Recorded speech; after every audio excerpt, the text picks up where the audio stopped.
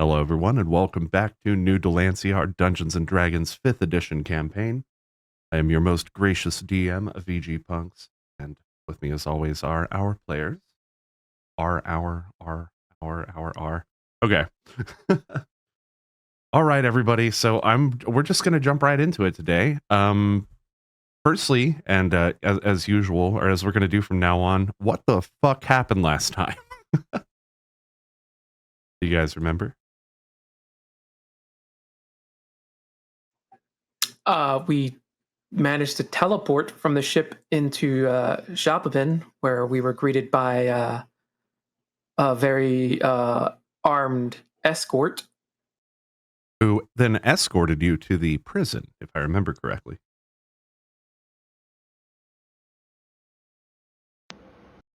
We also left the mirror in their keeping. That's right. The mirror does remain back at the Institute of Thaumaturgy. There is that piece. You guys probably should go collect that at some point. Or I think the whole idea though was to get the mirror to the ship or to the library, right? That was like kind of the goal. Because Ianfyr wanted to study it further with the aid of the library.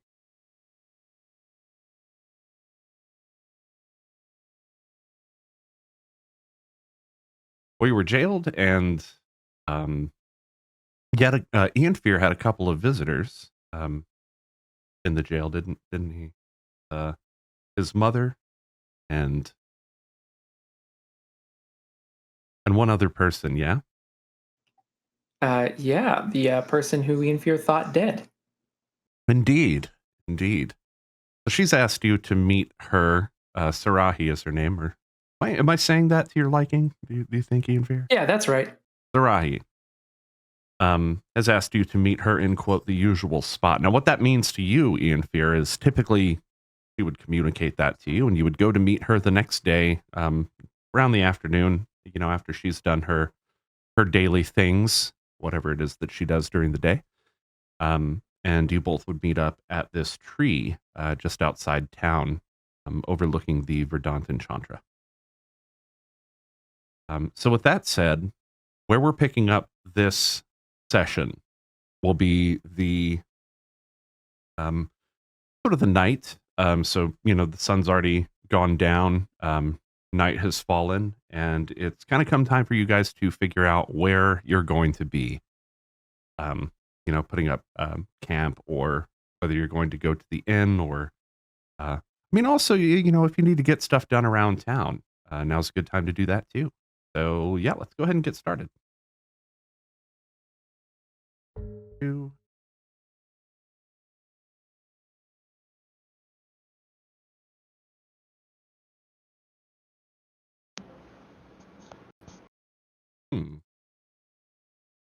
What's a good one? Oh, did I really?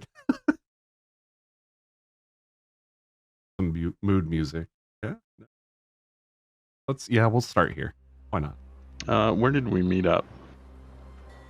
Probably we you guys met up outside the prison, I believe. Yeah, it would have been outside, not the prison necessarily, but the so it's the headquarters of the guard here. Ianfyr, you know them to be called the Sentinel Scouts.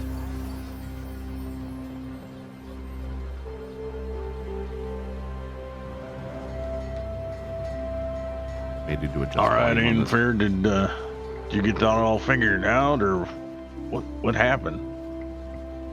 Like, are you pardoned now? Well, I've been at least let loose. I imagine that they cleared the fact that we are just traveling through. But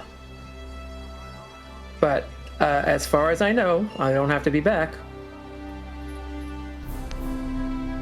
All right. Yes, Ianfyr, you're cleared. You have been fully released. They feed you in there?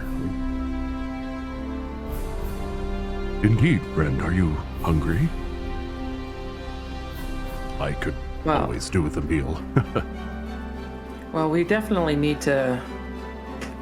There's something fishy going on around here that I don't know, and I'm not sure that I like it. So gathering some food might be the best place to also gather some information. All right. Where should we head? Ianfyr, you, with some background knowledge about this city, you know that there is one place that you like to frequent most of all. It's a little tavern. Well, it's actually kind of a larger tavern toward the center of town called What Ails Ya. But Well, otherwise, whatever there are I- accommodations outside the city as well. Well, whenever I have troubles, I know that I find going to the place what ails me helps out. And where's that? Oh, it's just a Typically- nice little hole in a wall. I'll show you the way. Is everybody going with Ianfyr? Did anybody have any other stuff they wanted to do? Oh, Tess is tagging along. Okay. As you guys walk through town, you see people kind of wrapping up their daily stuff. People coming home with large, bags, things like that, or just kind of going about their daily lives, kind of bustling through town. Despite it being, getting dark outside, a lot of people are in the streets. There's a lot of chatter, talking. Ianfyr, you happen to notice a handful of what appear to you to be those of the druidic ways passing through town. They seem to be going east toward, as you kind of look down the road that direction, because y'all are on the main street, approaching the center of town at this point. You do see what looks to be a very large, peeking out over the top of the the tops of the houses, large temple. Ianfyr's ears go back and her tail tucks a little bit and she scurries along a little bit faster. And there's a tiny, tiny little whimper that's barely audible that comes out when she notices it. Hess, you also notice this temple, and for reasons that are, we'll say, unknown to you, you're sort of drawn to it.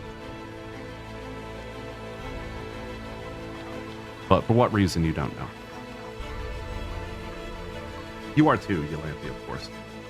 Yeah.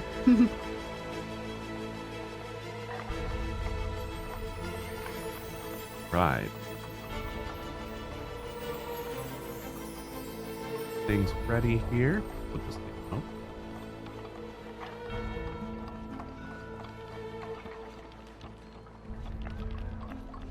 Okay.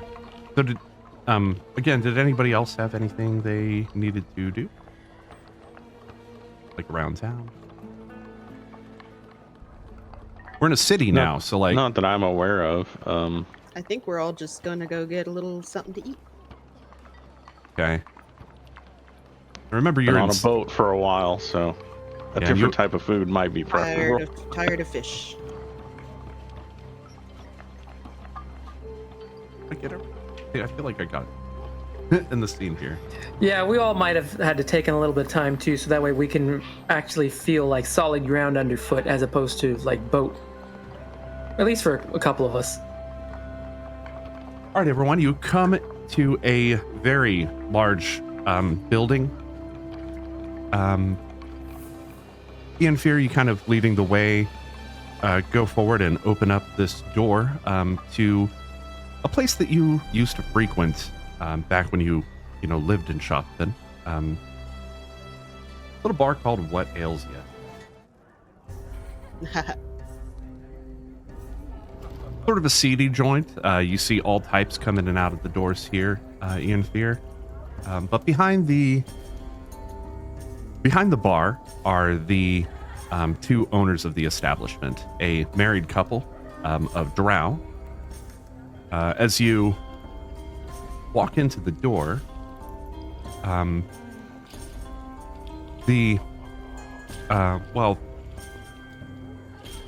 sort of a shorter, like super white hair and wearing a headband, leans over the counter. They look like this. Wish there was an easier way for me to do this from the actual that I pull up, but second.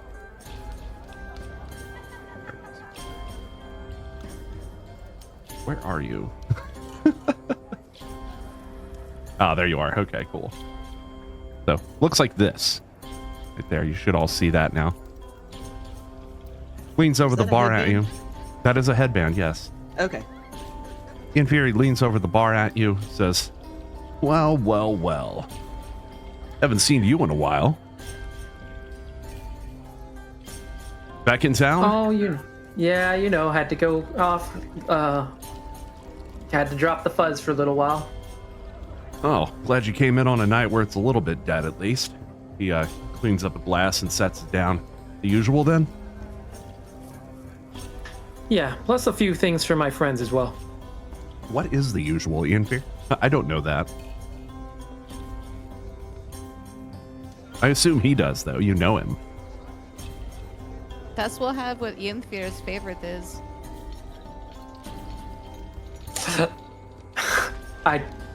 Okay. We want something fruity? I don't know. Yeah, well, Whiskey? I was gonna say, yeah, it's gonna be something like, imagine it's like sort of a version of like a girly martini. But like a strawberry daiquiri or something. Whipped cream and shit Yeah. on there. Yeah. I imagine Ianfyr would want like all the bells and whistles, like the little umbrellas and like sticks of fruit. Absolutely. And he provides it. Puts the he puts the glass in front of you and whips it up real quick. It's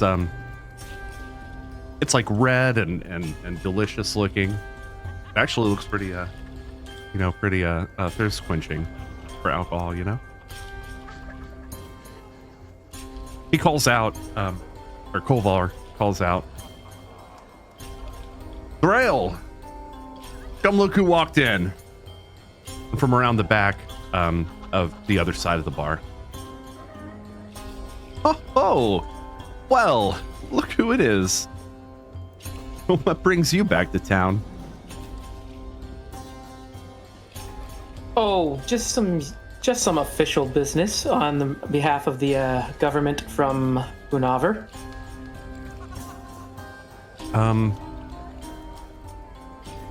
Ianfyr, over to your left, as you're facing the bar, there is sort of a huge tiefling, clad in armor, and he kind of looks up from his drink at you, and then he kind of looks back down.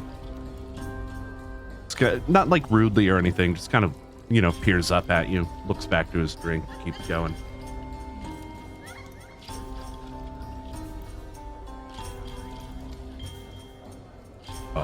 I'll have an ale. Balthalin, approaching the bar. Of course. Same here.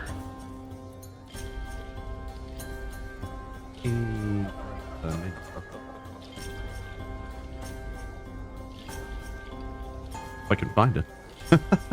There we go. Okay, cool. So on the behind them, on sort of plastered on the set of shelves, just behind the pair, you see this menu.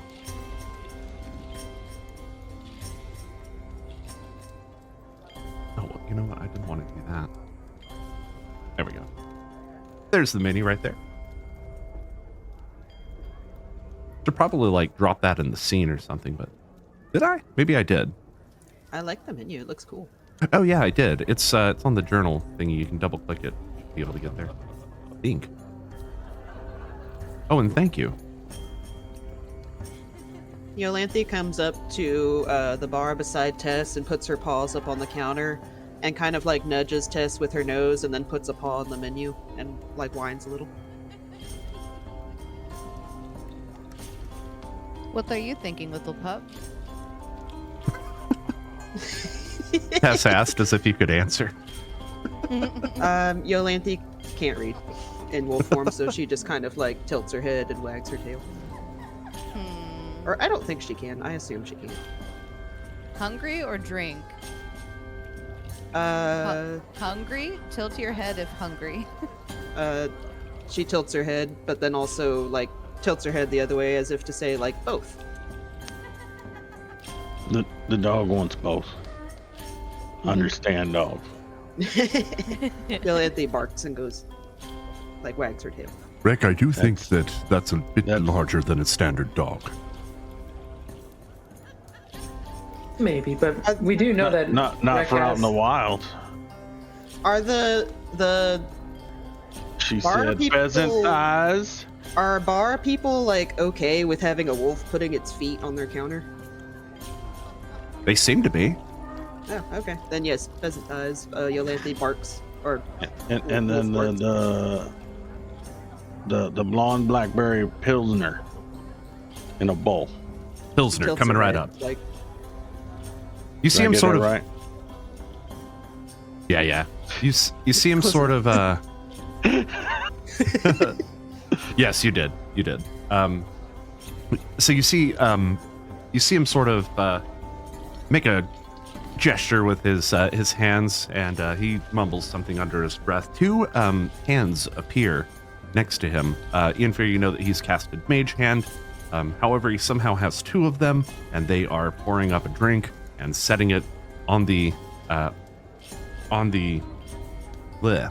bar in front of Rek. They mage hands? oh yeah, they sort of sit there in front of you patiently with a hand drawn, obviously waiting for payment. I look down at Yolanthe. Where's your coin?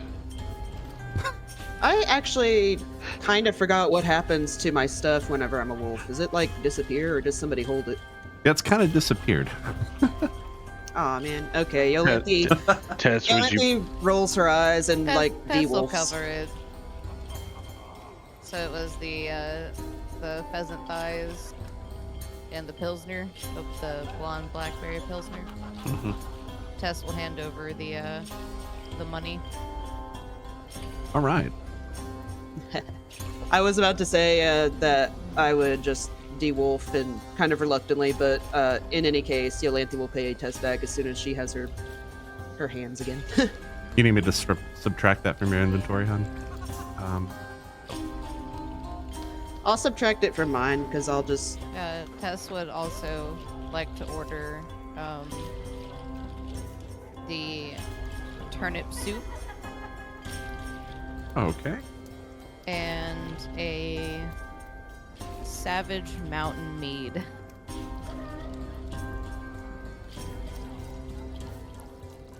Sure. Okay. Let's see. I will also Pheasant. take a savage meat. So pheasant thighs, the blonde blackberry. I wonder how this is going. 4 copper. Okay. And then let's see. What else did everyone order? I'm sorry. The turnip soup for 3 sliver pieces. Okay. Savage Mountain Mead for 4 copper pieces.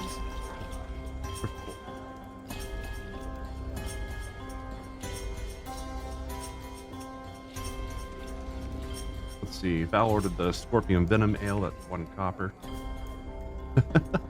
What did Rek order again? Savage mountain meat. Savage Mountain Mead.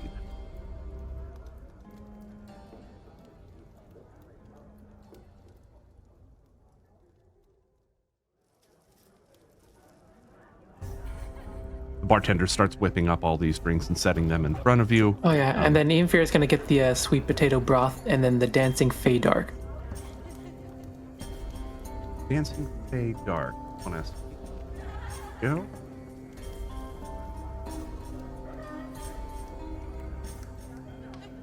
All right. Anything else for you?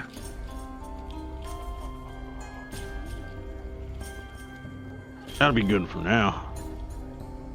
That's a 17 silver, 13 copper. And Tess, you're paying, yeah? Yep. I'll pay my part. I'll hand Tess some too.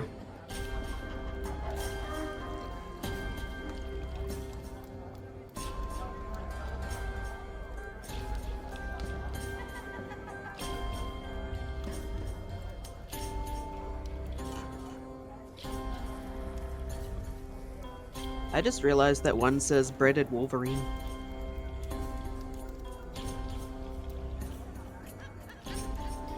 It's exotic. Okay.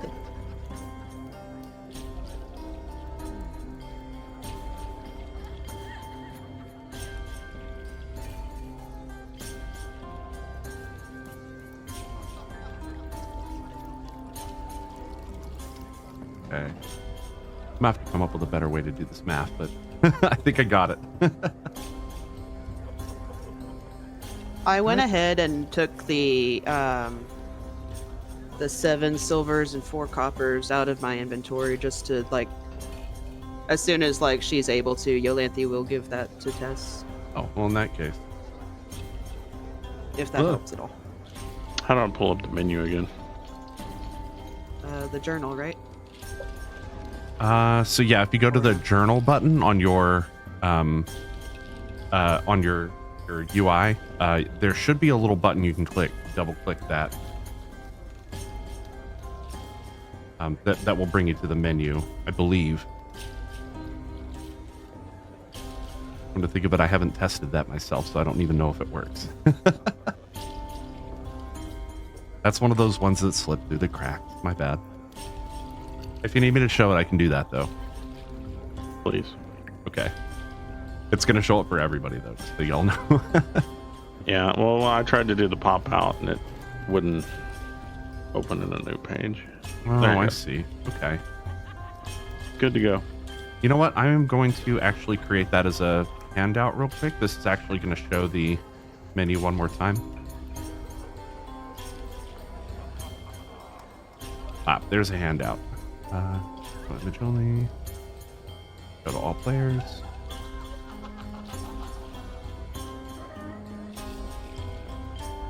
Right? So that work?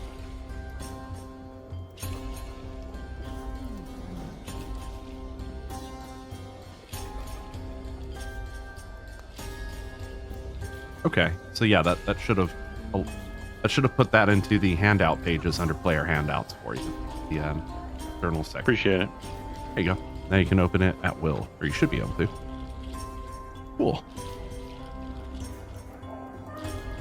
All right, so all of you haven't really ever seen anything like that before, but as you sit and enjoy your meals, or well, enjoy your drinks, you see the both of the bartenders, every time they receive any kind of order or anything like that, you see these like mage hands come out and they start helping them sort of, craft drinks and all of that stuff. Never seen anything like that. Pretty cool. The bartender, Ianfyr, you know his name to be Kolvar, steps over and calls out to one of the people, the servers. Kavita! Hey, we got an order. Kind of scurries over, pulls out a notepad on her way, and some sort of writing utensils, and quickly jots down your orders as he quotes them off to her, and she kind of scampers back to the kitchen.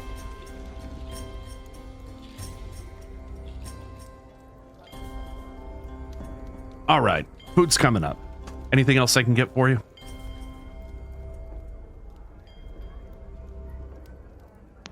Just a bit of information if you got some free time. Oh, information already. What can I get for you? What is it you're looking for? Well, I mean, I've been away for a little while, so I need to catch up on things. Like, for example, what's been going on with my mom? Not sure I understand how you mean. Nothing's really changed since you left. Nobles are still fucking dicks. I'm still running bar. Well, you know, me and my partner. But people come, people go. I hear things, but nothing new really. Is there something specific? How about with Sarahee? Have you been seeing her around? Yeah, sure. Girl comes around sometimes. Is that weird? It should be weird considering she was dead the last time I saw her. Huh. That's not really a nice thing to say about someone, especially your friend. She like get on your bad side or something? No, I mean as in her home was burnt to the ground. Huh. Look, man, if y'all got beef with one another, I don't really want any part of that. Neutral in all affairs, you know what I'm saying? But that's some fucked up shit to come in with. I'm gonna have to ask you to cool it, man.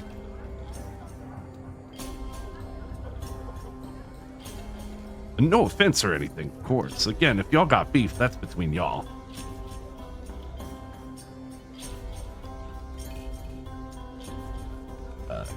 You all right there?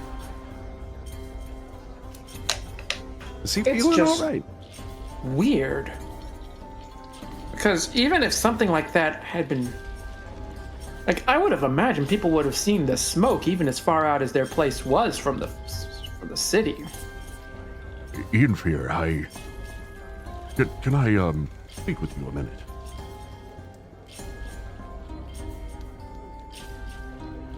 The bartender kind of cocks an eyebrow at you. Val kind of steps back, whispering to you. I don't think he knows of the events that you're speaking of.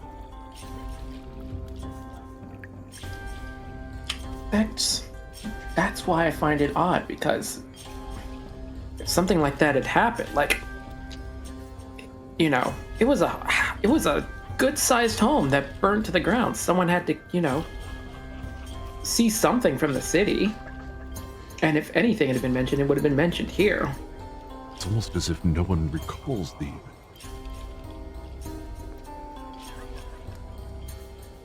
Certainly, your mother can help bartend.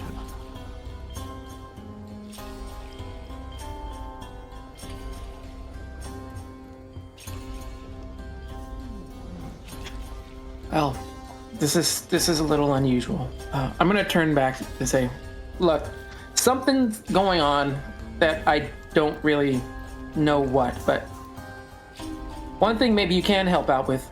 How'd Sparky get his promotion? Oh. Oh boy. You know, the usual stuff. He's always been buying his way up the chain. Yeah, but he's an incompetent. How did he manage to finally get that job? They're nobles. They're all incompetent. They just, you know, schmooze each other up. I don't know. I don't really care about the way it goes. I do hear stuff, though. The usual stuff with him, though. He schmoozed his way on up. He's a snake in the grass. I always told you that. He just Yeah, slithers but his way in everywhere. Even among the snakes, he was like nothing. Like, I can't imagine who finally took the pity on him and gave him what he was looking for. I mean, he's still nothing. He's lower rank. They still have him stationed at the docks, too. Although, he does find his way into the Institute every now and again. He even walks in my door. Same drink every day, though. Fucking fool.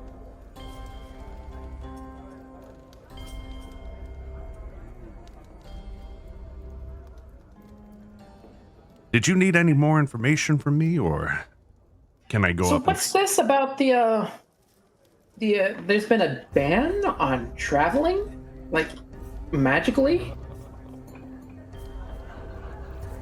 Y'all haven't heard about the magical plague that broke out over the seas? Oh, we heard about the plague, but like, magic travel? All magical travel has been banned to Schapeben till they figure out whatever they're gonna figure out about this disease. Knowing the disease, folks plague, whatever. upstairs, it's probably going to be until they figure out how they can keep it outside of Schapeben. Exactly. The waitress comes back, starts setting your food in front of you. Oop, didn't mean to move you. I meant to move Val. Val takes that seat at the bar. Just starts kind of digging into what he's ordered. He paid for his own stuff.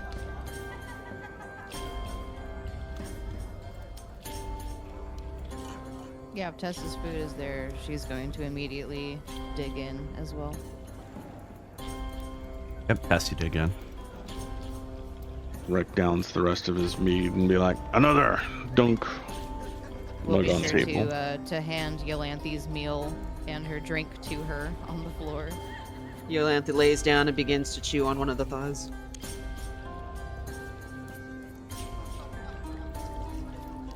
You got some interesting friends. How'd you come across them? He's cleaning up a glass. You saved each other's lives. Oh, did you? You, the adventuring type now, then. After a fashion. But tell me, Yeah. have you heard any news from within the quarter? Which quarter would that be? Oh, you know. And he gets sort of like one of those like knowing winks. Which quarter are you talking about? As the DM. Thieves' quarter. He is the class in the rogue group. Oh, okay. He kind of eyes around at your companions and looks over at the tiefling. No idea what you're talking about. No, that's fair. But if you did ever hear anything, my friends here could be trusted with it.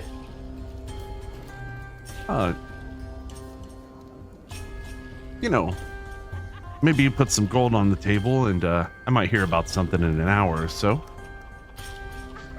He kind of gestures over toward the tiefling sitting on the other side of the bar. Again, big, rough-looking tiefling. He's just kind of this humongous hand, just kind of dwarfing this this like container of ale that he's just kind of sipping from casually. Tess leans forward and waves at him. He doesn't respond. He sees you, but he doesn't respond. Rude.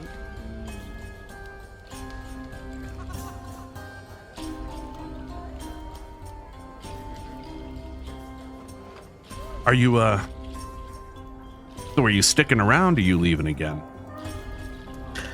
Well, I mean, I just got back, so I'm probably going to be around for a little while till I find out what's going on. You got somewhere to stay? We're all empty. Well, we could certainly use this space, and Lord knows I don't want to be under my mom's roof again. Yeah, I hear that. Hear that. Y'all do have a very nice manner, though, if I do say so.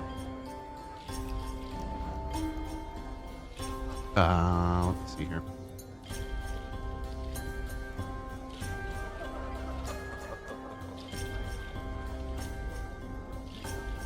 All right. Looks like you have a few people with you. There are a few more, well, that are not currently with us. Speaking, of course, of Sprito and the others, Dark Cool. He says, well, I'll tell you what, we got rooms, 6 gold a night, 200 for the month. Otherwise, I'll let you rent out one of the entire wings. East or West wing, 200 gold per week, 35 gold per night. What do you say?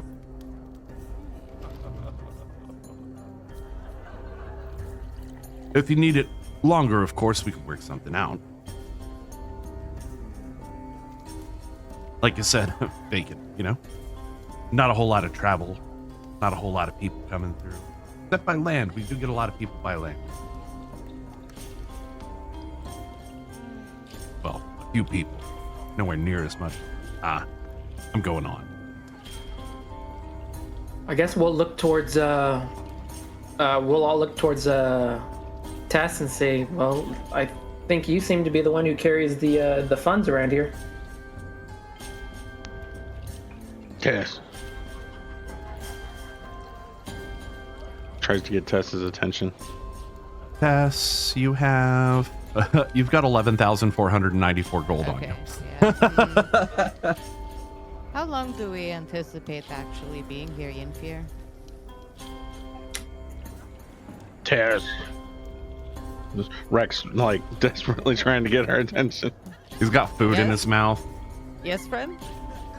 That seems expensive. Tess is not really the haggling type. When she looks to Ianfyr. How long do you Well- think we're going to be here? I don't imagine it'll take more than a week for them to figure out some stuff about the mirror.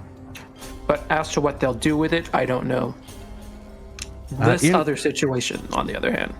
Ianfyr, you actually know the lodging here is pretty nice. You've stayed a few nights in some of the various rooms that they have here, and they're always very well kept, and they're quite spacious, actually. But in the meantime, I will say that if you wanted to sleep here, you probably won't find a better place to sleep except, you know, the Royals.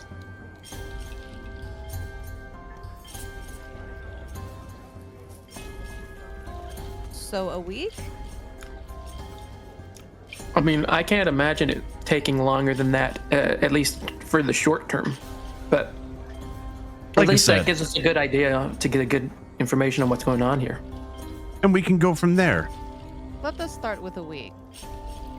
200 gold, if you please. I can show you each of the wings if you'd like to pick one.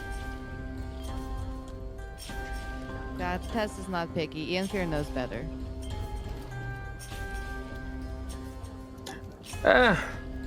Logic says that north is the best way to go, just that way we have a good view of what's coming.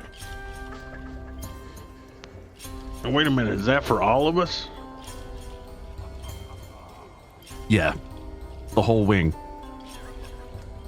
Oh, wow.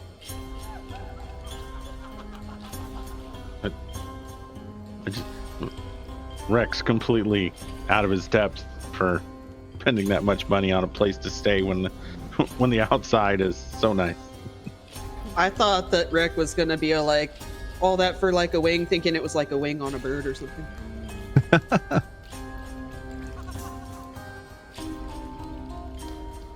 Which wing would you like, the east or the west wing? If you'd like to go see 'em, see them, I can direct you. Well, look to the west is my advice, so we'll go to the west wing. West wing it is. Like I said, 200 gold. It's all yours for the week. Here you go, my friend. And the propeller Tess will spins. hand over the money. All right. You need me to update your character sheet for you? Got you on that.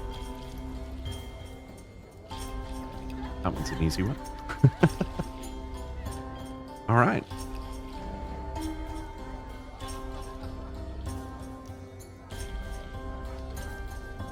And Tess will go back to guzzling her ale. Yolanthe has actually like finished her bowl of whatever the fuck drink I got, and she like picks up the bowl in her teeth and stands up and places it very gently on the counter because she's done. All right. You see one of the mage hands kind of come over and takes that dish and stacks it somewhere. Oh, I hope he washed it first.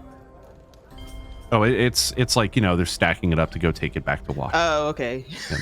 Like a dirty like, dish pile. gross. And then like one of the servers comes over and picks it up and like takes it. You've seen this kind of thing before.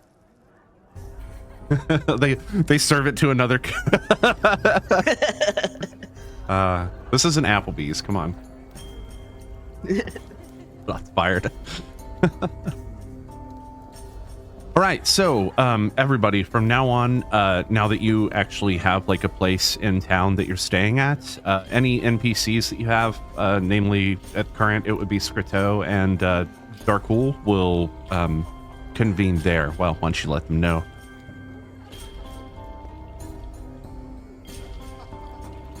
Griteau is probably right behind you, Cass, so likely waiting outside or something.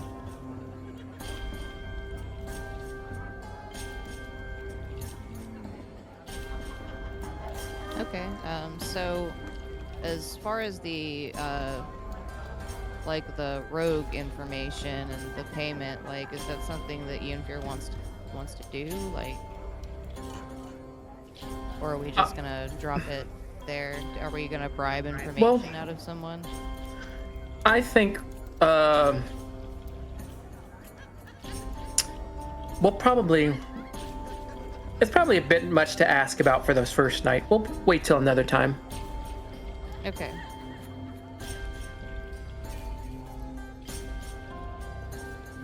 Tess wants to order one more ale. Coming right up. I think it was like 4 copper pieces or something. Yeah. Rec challenge his, then goes, I have another as well. Bang. Little something to help Tess sleep tonight.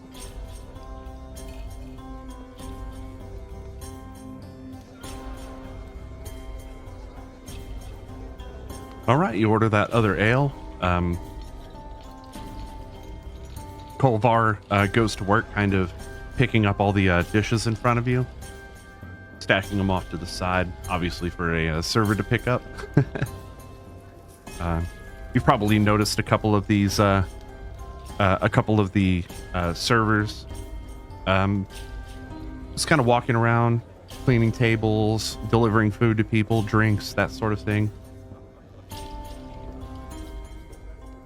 Yolanthe spies the fireplace in the back with all the comfy looking chairs, and she picks up her little dish that the thighs came on and puts it on the counter, but takes one of the bones and decides to go towards the back of the bar to lay down in front of the fire. All right. Okay, go ahead and move But she'll be yourself kind over of there. within earshot of these other people if they have anything interesting to say. At the back of the bar, there are 3 individuals with music instruments, and they're just kind of strumming a tune back here. It's kind of nice, actually, kind of soft. Nope. Well, you're not dead. Dead. You're not quite dead. How do I make it go away? I can. There you go. Thank you. I didn't mean to do that. Ooh, there we go. Crap. Yeah, there's some chairs here sitting around in a circle around the fireplace at the back. I see Yolanthe get up and sort of meander that way and lay down. Next to, sitting in a chair next to a table, just over yonder from you, Yolanthe is an elf? Yeah, it's elven. That guy?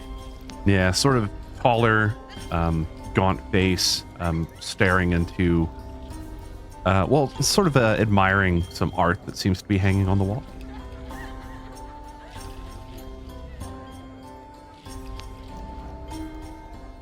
He's got a sword strapped to his side, but otherwise just kind of chilling.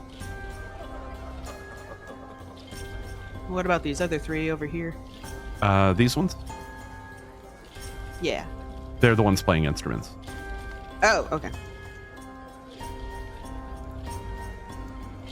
Looks to be a human, an elf, and, a tabaxi, which is quite uncommon. Yolanthe looks at the Tabaxi, and there's a certain part of her wolf brain that kind of almost takes over, but she shakes it off real quick. The tabaxi's absolutely jamming the fuck out on this, like, loot.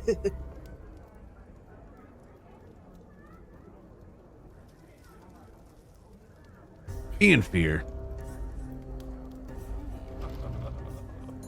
Bartender kind of leans over the counter at you. I gotta know. So what's up with you and Sarahee? It was my understanding she didn't know why you left 2 years ago. Frankly, I don't either. Why did you leave?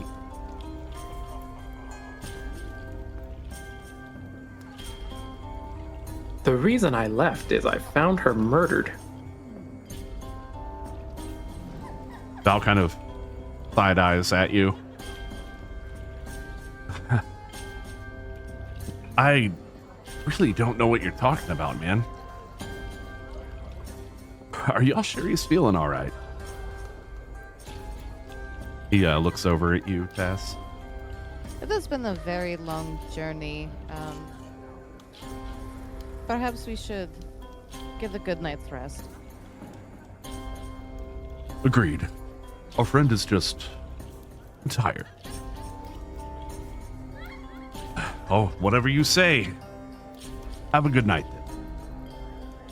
then. Look, I got drinks to make. I'll see you tomorrow, all right? He kind of walks over to another patron. You see him kind of lean over the bar. Another human, female. He immediately, as soon as he walks up, starts asking him questions.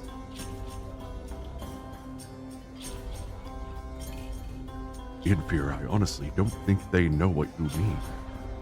Am I close enough to be able to hear what she's asking him? You have keen senses, right? If you do. I think, yeah. Yeah, you do have keen hearing and smell, so yes, you can absolutely hear this.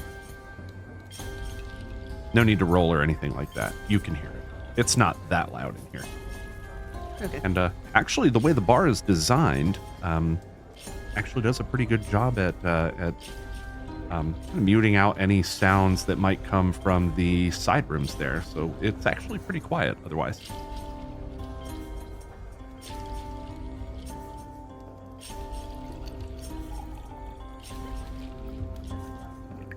Is she saying anything interesting or noteworthy? Oh, the conversation happening here?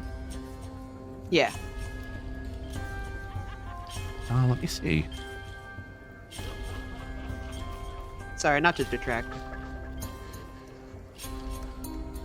She just seems to be asking him some various kind of general information, like about the town, about people that are here. Specifically, you hear her ask about the Sentinel Scouts, the guard that's here.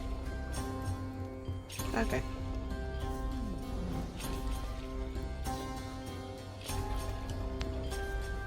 Rex gonna lean in at the bar. Ianfyr.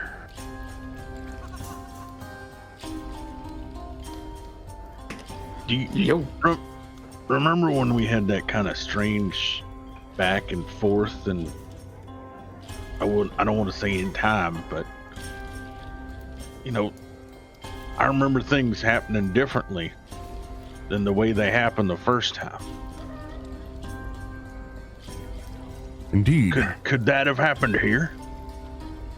Like maybe whatever that change was made it different than what happened the first time you were here. I mean, it certainly does seem to be possible, but then why would I still... Noticing that tiefling is still sitting at the bar kind of close by, Tess pipes in and says, perhaps we should retire for the night to someplace a little more private to discuss this. I will go and fetch the others. I'll meet you in perhaps an hour. That sounds like a plan. Good. Tess is going to work on finishing her last ale for the night. Yeah, Val just kind of quaffs that ale down and proceeds to exit out the front door.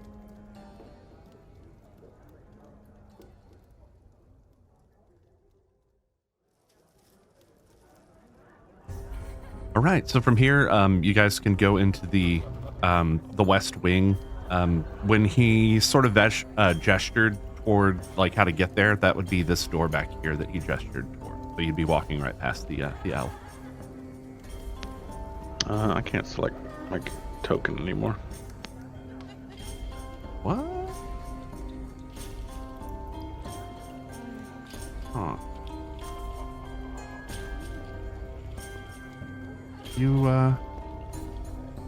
Can you try reloading? I don't know why it won't let you. Yeah, I'll do that. I think I can move it.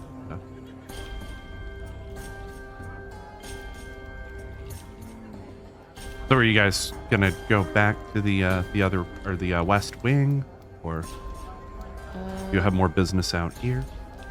No. How do I get there again? So it's gonna be this back door back here.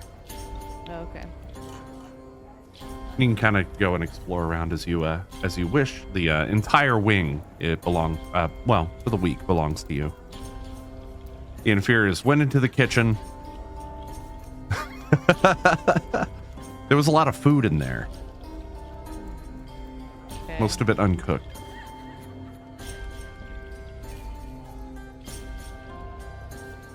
Rek, you open a door. That room is like a storage area.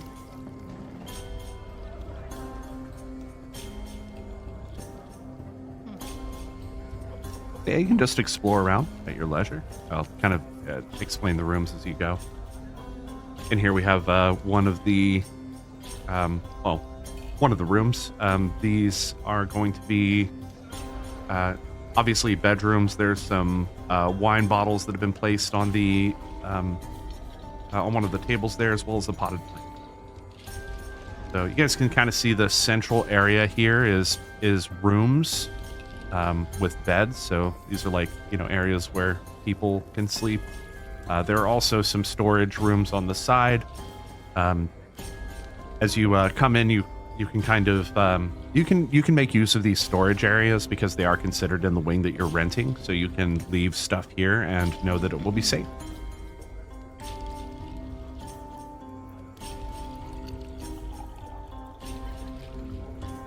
Is this like a bathing room? That's right. Yes, that is a room with a bath in it. As if Tess would ever need the bath. I need to redo those because I didn't know that I could do this before, but the ones on the west wall, those are actually windows, not doors. So I'll redo those for next time.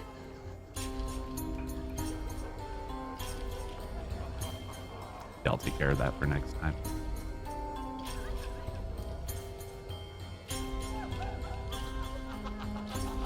All right. Looks like you've got a pretty good idea about that that other room. Or this set of rooms.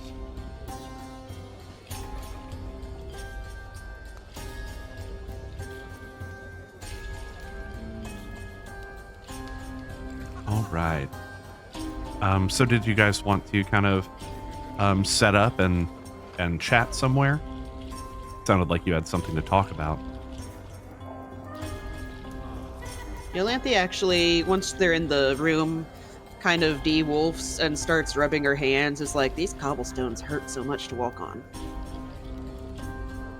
Tess can only imagine.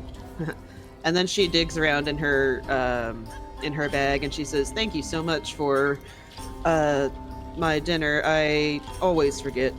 And then she hands the coins over to Tess. Oh, no worries. Thank you so much for paying Tess back. She bows her head. Pocket Says, the money. and then she kind of looks around with her now Fey eyes, and she's like, "Huh,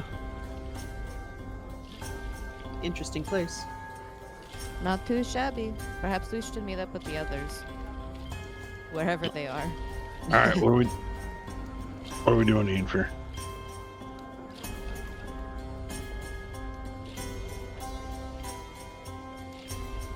I can't ever remember if it's just me remembering things wrong or if stuff really did happen differently. Oh, looks like you found each other. God damn it. Well, the thing is, Or do you want to wait on everyone else? I mean, we can wait a little bit for at least Val to show up. All right. All right. So you guys just want to wait for Val and the others? By the way, Ianfyr still has that little pheasant bone, and she's just kind of absentmindedly still chewing on it.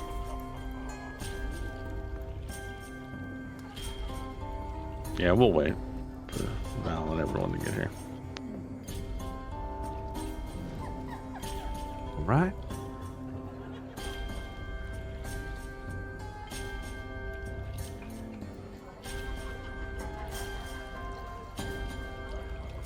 The first one to walk in the room is actually the Kenku, Rito. As soon as he spots you, Tassie sort of just clambers over. A little while later, Valphalin and Boggrim and Darkul show up. I've returned. Nice place.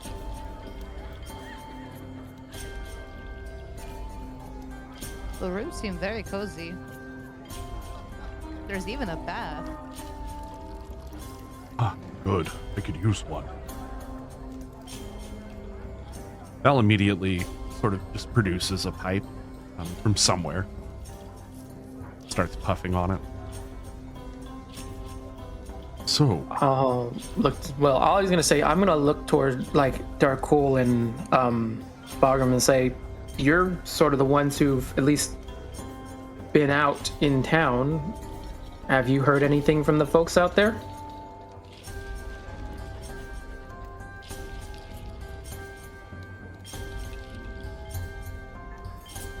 Wait, you're asking Val? Darkul and Oh, Darkul. Boggrim. Well, I've heard a number of things myself. What exactly are you looking for? I mean, surely people have at least talked about the magical disease and, you know, some of the things going on around town. To be honest, among the rabble, I haven't heard much about that. I mean, everyone just kind of seems to be going on living their lives. Not much to tell on that front, I'm afraid. I've heard some about ships not being let in the harbor, but that's to be expected. What with the, the war.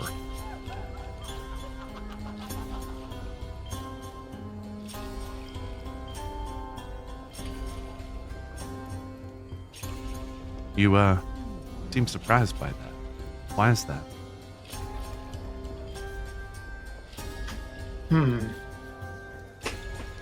So clearly, they're trying to keep stuff, at least, not brought down to the folks yet in town.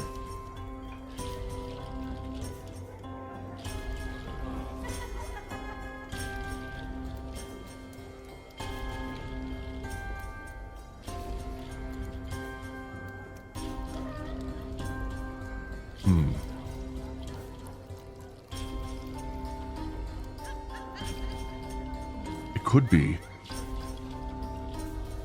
Could be that. However,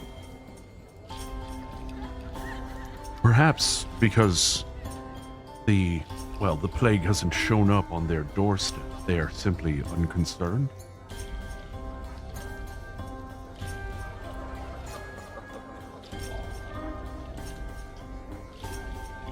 I'd like to go ahead and take a brief intermission right here. Let's go ahead and take 15 and we'll come back. Welcome back, everyone. I'd like everyone to go ahead and roll a perception check for me.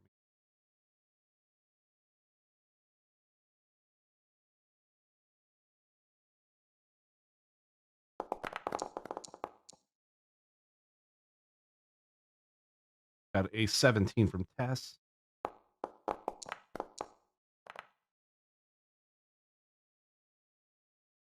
Got a 22 from Ianfyr.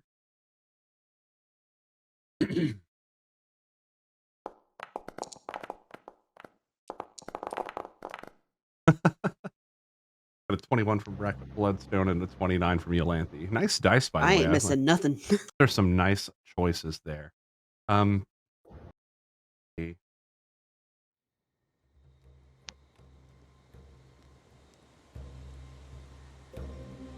my screen though, like I rolled the high number, and then whoever's dice came in next after it came in, smacked my dice, and made it go to a 3. And I was like, that better not have changed That doesn't my roll.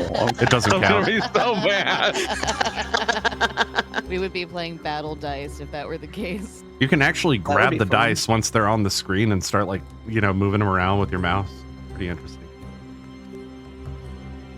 All right. So, for everybody across the board, for just a moment, you get this like, when like you're hearing sort of like a constant noise and then that noise is like gone for a second. And then it comes back. Like the buzz of the AC or something. Or more like if there's like, buzz of AC might be one, might be a good, like maybe if the AC was in like another room or something, or just some sort of like background noise that isn't really like prominent or anything. But for just a moment, like all the bugs went quiet for a second. yeah, it's almost like that. It's almost like for just a moment, there's like pure and utter silence. It actually wasn't silent, but it's almost like there was a sound and then now there isn't. Just as quickly as the silence came, it is gone again.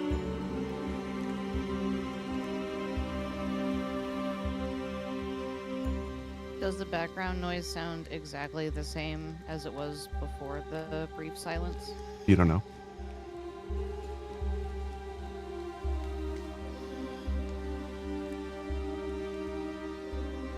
Did But we- Tess go deaf for just a moment, or did anyone else experience complete silence? Probably a change in air pressure, something like that. Hmm. It was definitely something. Yolanthe starts kind of looking around the room to see if there's like some way of telling if there was a spell cast or something. Like not actually wandering around, just like turning her head, like looking up in the top corners, just kind of side-eyeing around. What exactly are you looking for? Like, I guess any kind of trace of like a silent spell or like some kind of like shadow that looks like somebody's hiding somewhere. I don't know, just something. Go ahead and roll in investigation check. Why not?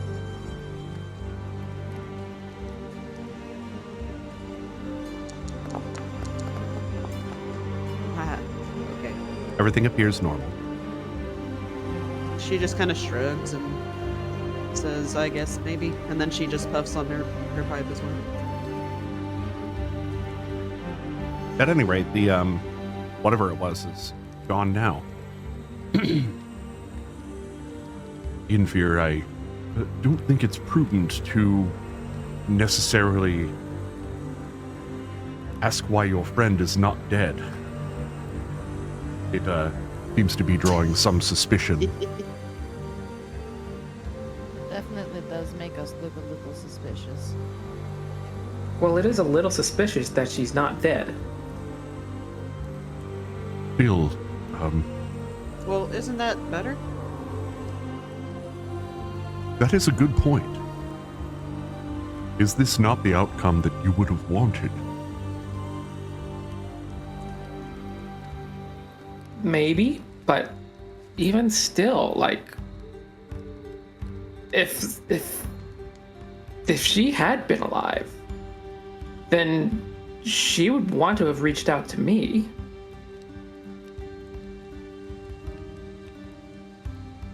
Did they know where you were to be able to reach out to you? Another valid question. One cannot send a letter very easily if they don't know where they're sending it to.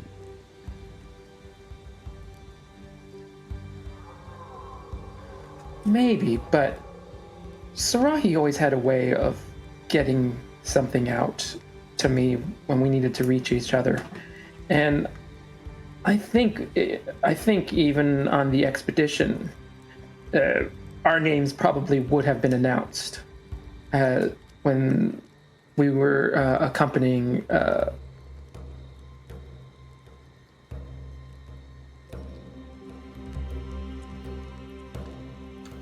As Ianfyr says that, Yolanthe actually kind of like widens her eyes a little bit like nervously. And she kind of ducks her head down a little bit, just puffing away at her pipe. I have to disagree on that point. They might know you as the heroes of Bunavar, but it may not be that everyone knows your name. I mean, in Godbury for sure.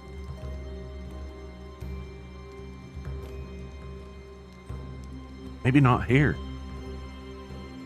Although, I mean, you are one of their own. This is my head spinning, honestly. I kind of feel worthless, to be honest. I wish I could be more helpful. The thing that strikes me as odd is I have carried around, like, and he pulls out the dagger and he goes, this thing. Since the day I found Sarahee's body. And, you know, even if there had been a change to something that would have made things different, I would imagine I wouldn't be carrying this. But I also still have those memories, so I don't know. This is all very unusual. And I don't like things that I can't explain. And you're still not sure from whence the dagger came? Its origins? All I know was the story, well, what was told to me by, that it was, you know, from the House Drac. You said your friend's house burned down, yes? Yes. But no one seems to have noticed or remembered. Maybe it didn't. Maybe we could go take a look. She's your friend, right? It On wouldn't one be weird hand- to go visit. On one hand, if the house is burned down and no one notices, then we know something's up. However, if the house is not burned down, this leaves us with more questions. Plus, you know, your dad never really did seem all that positive. Did call me a corrupting influence. Sounds like quite the compliment. I can't say I would argue. Well, maybe you don't have to go, but I could always go. I can turn into anything. They can see a rat scurrying around and not give it a second thought. Besides, there's something I kind of want to take a look at as well while we're here.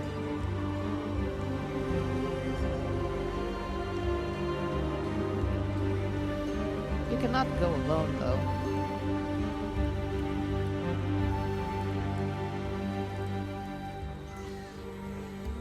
It might be safest that way. Whatever it is we do, we should have to wait until morning. I've grown tired after my meal, to be honest. And There's still the matter travel. of meeting up with Sarahee as well, which may or may not provide more answers. Indeed. What will you do then, Ianfyr? I don't know. But I've had a lot of questions since the day she was murdered, and this past day has brought almost twice as many more. And one way or another, I'm gonna get those answers.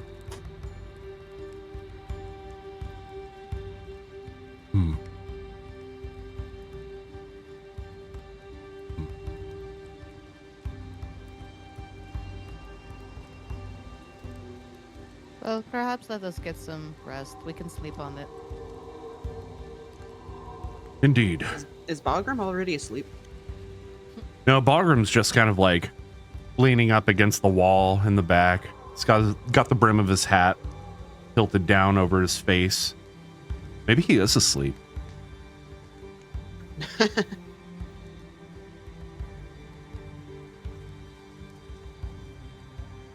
So then the plan is for Hess and Ianfyr to strike out on their own. Ianfyr, you wanted to go by or go to... I mean, we don't have to. It was a suggestion in case Ianfyr wanted to get some investigation on that without being all... without having to deal with the father. but I'm not sure if he actually wanted that or not. Well, I'll probably stop by the home before I go to see Sarahee, but if you want to check beforehand. Like, can you scout? Like, do you have like a bird form? Actually, I don't think I can get bird form yet, but I could be a rat or like a cat or something. Okay. You can turn into a bird, yeah. You can turn I into thought a that was bird. level 8. Is it? I thought you could do them, but there has to be like a small bird. Oh, well, yeah, maybe a small, like a little thing. Yeah, the way I could understood it, it fly just one. has to be anything below like a 1/4 CR or something like that, or 1/2 CR at your level. Like a seagull. Yeah, like a seagull. What about a finch? Yeah. Yeah, you could do What a if I finch. turned into not like a giant owl, but just like a little owl? Yeah, a little owl. Yeah. Sure. Because it's nighttime, right? Yeah, you could do that. An owlet. Owlet. Yeah, like a little forest owl. Yeah. Yeah, I'll do that and just fly over once I know where to go. Okay. So Ianfyr nods and says, "We can get more information tomorrow for sure, but I don't mind taking a quick flight over there right now, if you'd like." So it sounds like Ianfyr, you're going to lead the way and point out which house it is, and then you're going to fly over the house to get information. Like, what are you trying to glean exactly? I don't know. I just my suggestion was just if he wanted to see if the house was burnt down, or if it was still standing. Oh, okay. Ianfyr?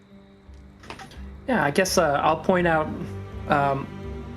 which direction the house is in first, and sort of like let her know like how far away. And I don't know, if you want to fly there tonight, that's fine. Just at least see if it's still standing. Yeah, that's all. I'm not gonna get too close. Okay. Just can you see it from one of these windows? No. Oh, okay. Ianfyr, if you did want to point it out at this point, you'd it's likely in the northeastern kind of quadrant of the city, as her family was sort of like lesser nobles or lesser part of the nobility. That's what's considered the upper city, as it were. It's like the upper class district. It is a lot closer to the castle than it is to the to like the harbor district. So it would be sort of toward the north end of town, close to the castle, but on the east side of the road. I guess your goal then, Ianfyr, would be to fly over and look for pretty much any house that's been burned down, huh? Yeah, I think that would be the plan, is to just see if everything looks like it's. Well, I mean, so like I would imagine at least there would be some things to mark it out if it were still there, like because even though it was sort of a minor house, it was one of those ones where it's like they keep track of all the stuff for history for all the other houses as well. So maybe some similar signs for things similar to like House Godbury.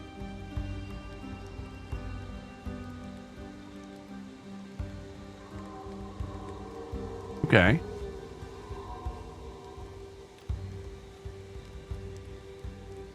All right, so you're going to be going tonight then, Ianfyr? Yeah, actually, Ianfyr is kind of eager to do this, and she kind of goes out towards the after she hears the description of what she'll be looking for. She kind of goes outside and touches her amulet and whispers her little prayer to Lamwillen and starts to morph into this little teeny tiny owl with a weird wolf eye. Oh, if you want, you could do that all inside and then just fly out the window. Oh, then yeah, I'll do that. Okay. Yeah, we'll say you kind of come around over here. turn into the owl, pop the window open, or, well, not in that order, obviously, and then take off out Smacks of right the into window. the window. Yeah, let me go ahead and remove you from the scene for now. Flap, flap, flap, flap. Otherwise, what's the plan for tomorrow? Well, we know for sure we're going to have to talk with the college, see if they've been able to glean some info about the mirror. And then we'll have to see if we can start figuring out something for Faraka's situation. Indeed. We should make some time as well to stop by the library. Yes?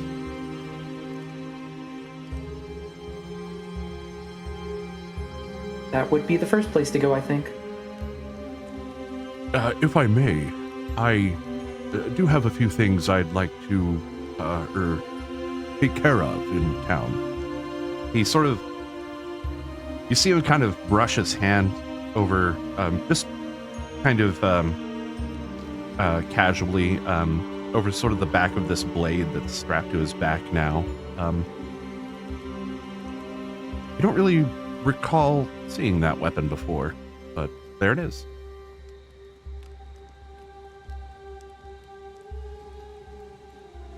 Ooh, that looks really nice.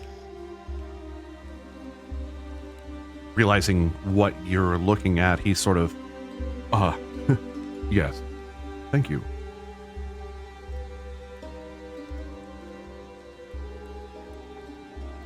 Perhaps we could meet at the library in the noon? After lunch. It has been some time since I actually. That sounds like a good plan. Tess, however, is very exhausted. I would like to go ahead and get some sleep. Couldn't agree more.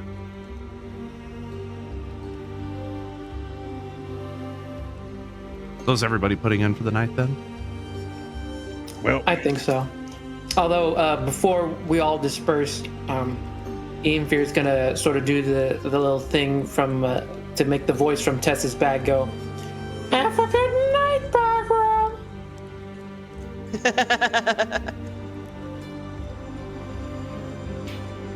Bagram just kind of, he kind of grabs the brim of his hat, and you hear him kind of grunt.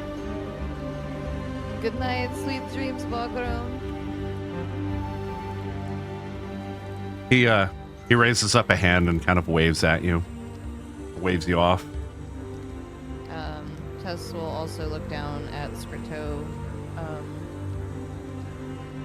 Would you like to share a room with Tess, or have your own quarters?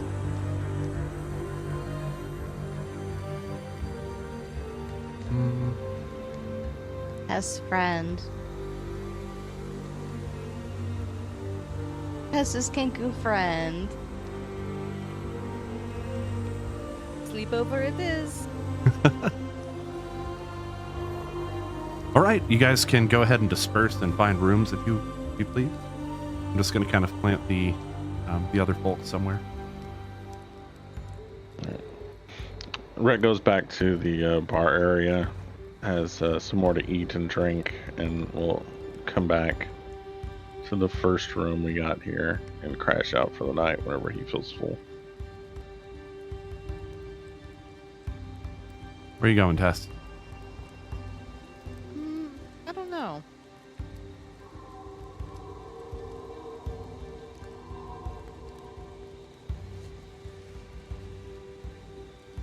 I need to find a room with multiple beds.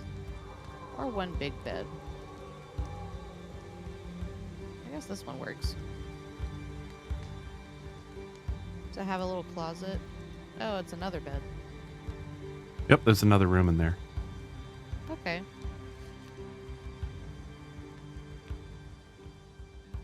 Take a sleep in this bed. Where do you send the Kenku?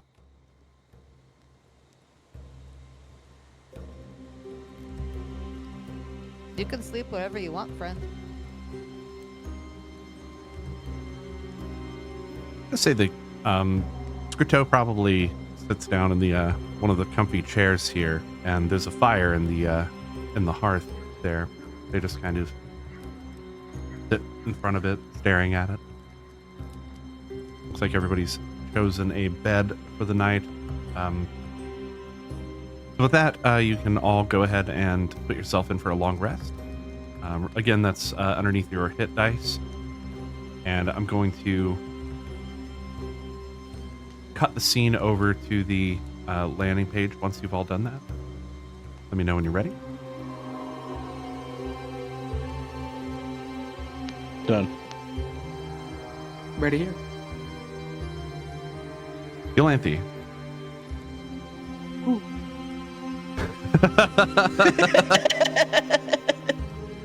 You fly over the area of town that Ianfyr had described to you before. You don't fly over any. There isn't any kind of like wreckage or debris or anything that would hint that there was a fire anywhere. Is there, like, I know it's been a couple years, so I imagine they would have maybe rebuilt. Does it look like any house is just like brand sparkling new, or No, all the houses look anything under construction? not at all. Okay, I kind of flap over to where the specific house is, and try to like find a tree or like a building edge to perch on to kind of get a better look at it and see if I notice anything strange. Okay. Not even a roll for that, really. I was about to say I don't know that I have a character sheet for Tiny Little Owl, so Yeah, no need to roll anything for that. I mean, you're an owl. Like, what's going to happen? You're able to easily find a place to land where you feel like you can get some information. There's a sort of a window on the side of the house, and you set up sort of just outside it. You see occasionally Sarahee come out into sort of the main living area, the sitting area.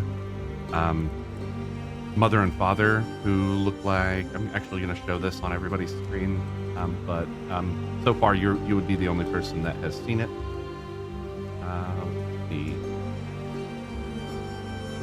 The father. I see him. And the mother. Okay. Oh, they're wearing matching clothes. Sarahee's parents. He's a Sarahee's parent.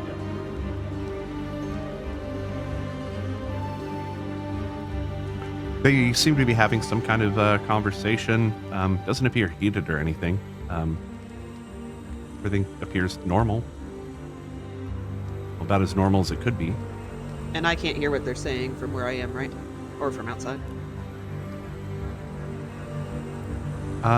Yeah, no, you can hear them. You can hear them okay.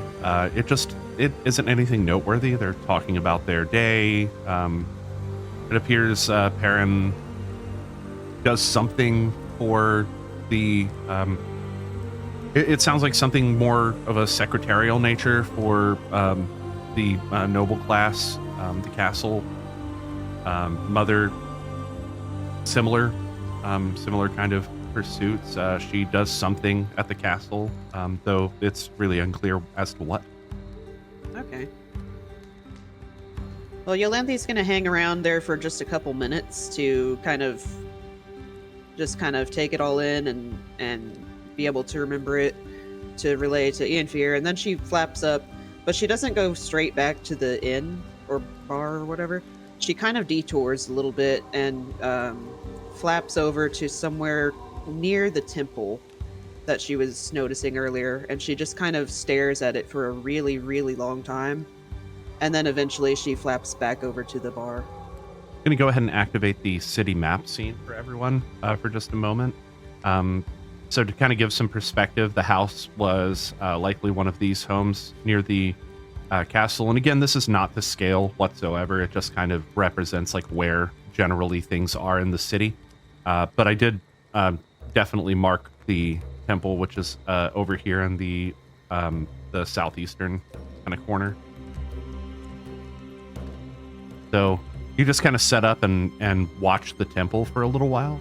Yeah, like she's there for kind of a long time. Like, just kind you- of not really watching it, but just kind of like gazing at it, just kind of like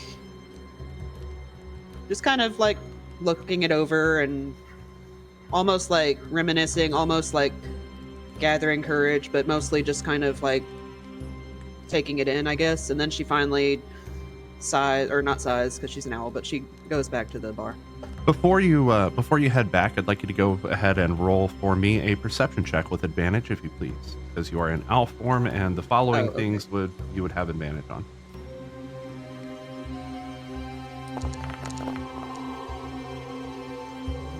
Natty. Wow, very nice. Noise. I missed I should nothing. have like a sound effect for that on my board. I should definitely. So let me see.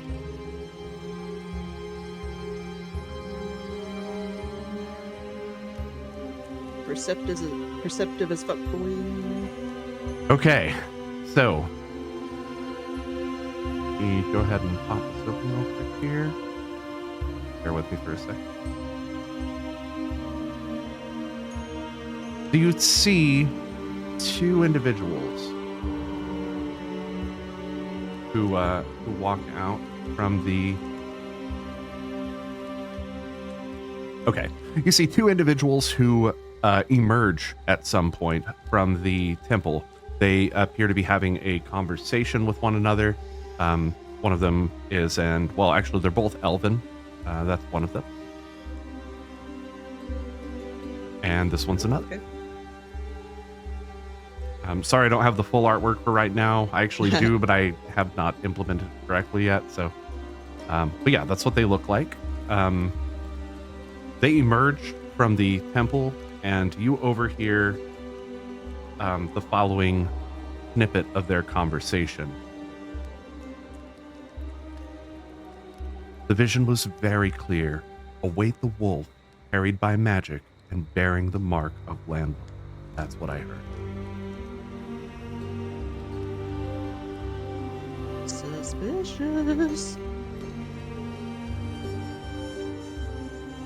Did the other one say anything back? Inquiring about the time, or like when this person is, this wolf is supposed to show up. And the other one just insists the vision was very clear. That's all the information that she had. And does it look like they're leaving the temple, or do they hover around there for a bit? They're leaving. It's pretty late at night, so they're probably returning to their residences. Okay. I think Ianfyr doesn't even bother to like watch where they're going. She's so like flustered that she just does this most like the least graceful you've ever seen an owl leave a tree. She does and starts flapping back to the bar. Ooh, ooh, Who? ooh. And like she gets to the do you think did they leave the window open for her to flap back in, or no? No, there isn't an open window on the temple. Okay, well then she kind of like flutters to the ground in front of the bar, and like Oh, I'm sorry. Oh, you mean the bar? Yes, there's an open window for you to get in. Oh yeah, no, she fled the fuck away from that place. Yeah, no, Oh, she flutters in through the window she left out of, I guess, and like as soon as her little feet touch the ground, she immediately starts to turn back into an Eladrin, and she is like panting, like her heart is pounding. Right, we're gonna come back to in here. Grab your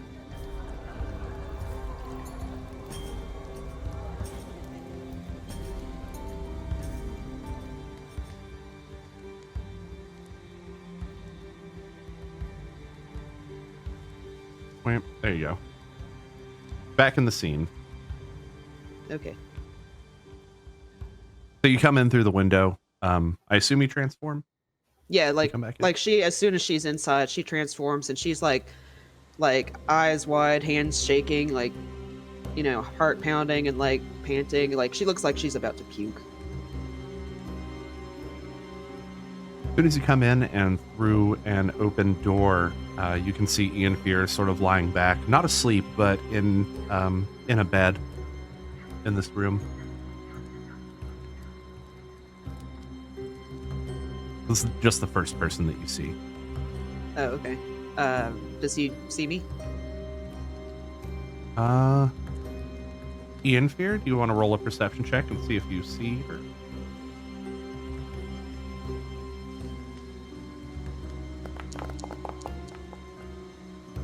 He just seems to be staring at the ceiling, thinking about Okay.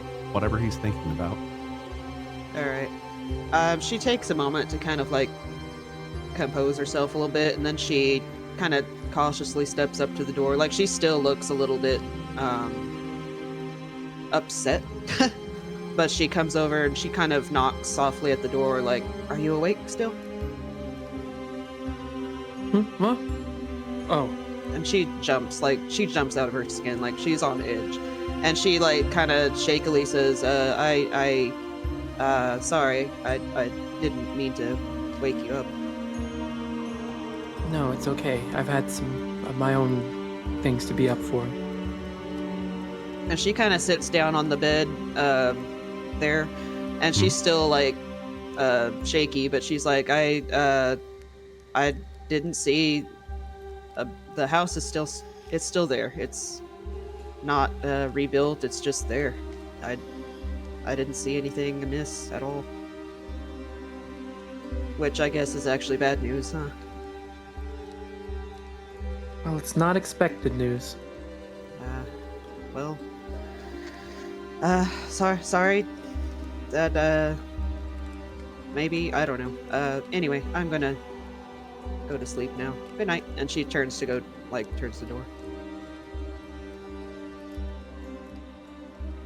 Oh, all right. Are you okay? Me? Oh, yeah, yes. Just it was just a long flight back. I'm just tired.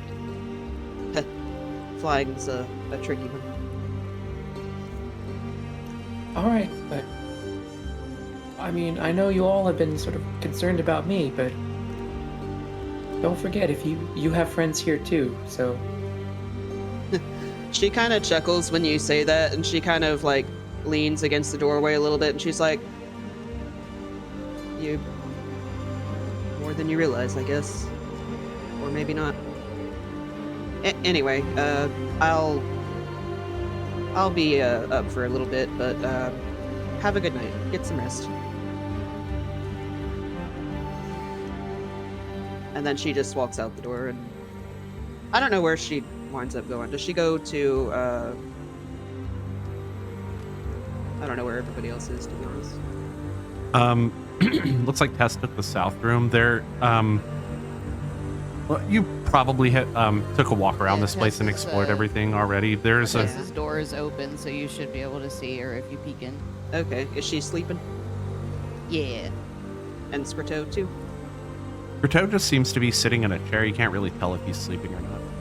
Oh, Ianfyr comes in, and she just kind of sits at the little, I guess on top of this table here, and just kind of sits there and kind of stares at her hands for a little bit. But eventually she gets tired and falls asleep in the chair. A couple of times during the night, you awaken to what you think is like whistling, like a tune. Like a person whistling, or like a... Oh wait, are you talking to me or everybody? Well, you and Tess. Oh, Probably just you though, because Tess sleeps pretty soundly. But Oh. And it's like a person whistling, not like a... it just sounds like really faint whistling, like a person or something. But it's like kind of a... Well, it's kind of a sad song, actually. Do I recognize it? No. I guess at some point, Ianfyr gets kind of irritated at being woken up, and she kind of starts walking around the room, like tilting her head, trying to see if she can hear better where it's coming from. Nothing. She sighs and just... Finally, she just kind of like curls up. Like she She goes back into wolf form and curls up somewhere like at the foot of the bed, I guess. A weird night. Yeah.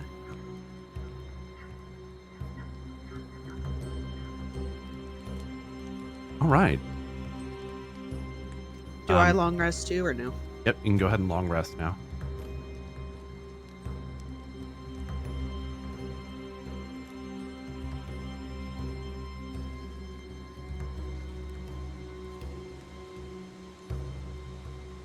Oh, and she's back in wolf form again after the rest, or during the rest, I guess. Okay. Set that up. The city's so dramatic.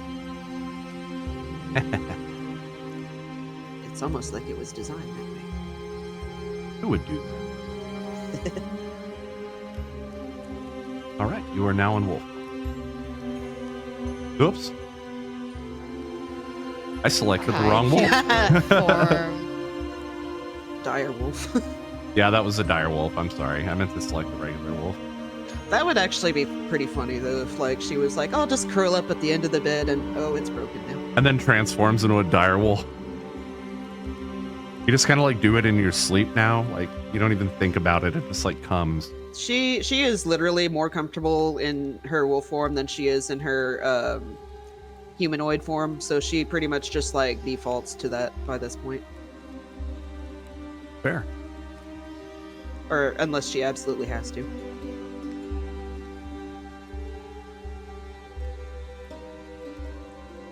All right. You sleep rather soundly for a murderer.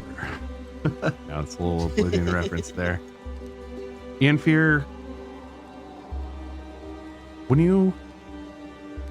as you try to sleep, you are just haunted with images of like the burned down house and the dagger. Images you didn't even see sometimes, like the dagger sticking out of Sarahee's back. Other very gruesome, much more gruesome interpretations of that exact scene. You wake up once throughout the night. When you do go back to sleep, your next dream is not that much better. You're standing in the hall where they would test the initiates to the institute, and the professor is standing in front of you, ready to counter your fireball, which he has asked you to cast, and you are just unable to do anything besides turn him into various animals, sometimes small ones, sometimes really large ones that come after you. But it just replays and replays and replays over and over and over again, that moment when you lost control.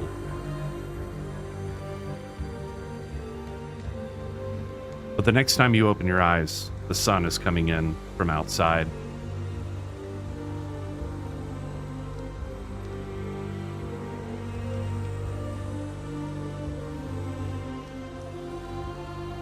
You all wake up.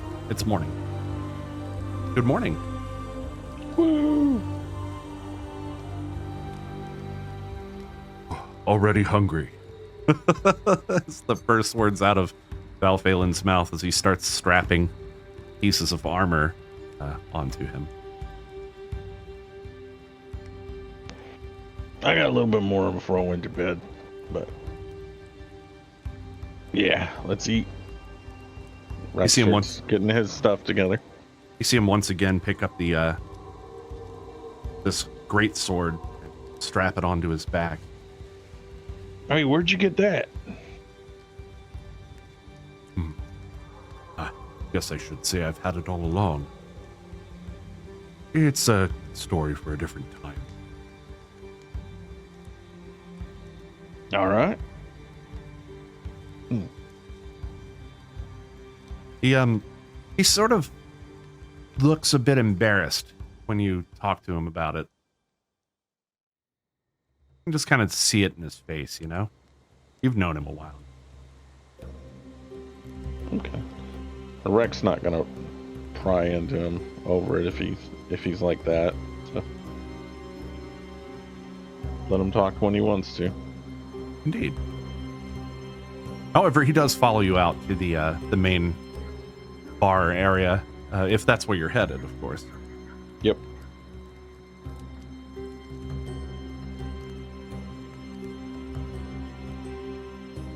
As you wake up, go ahead and roll a perception check for me.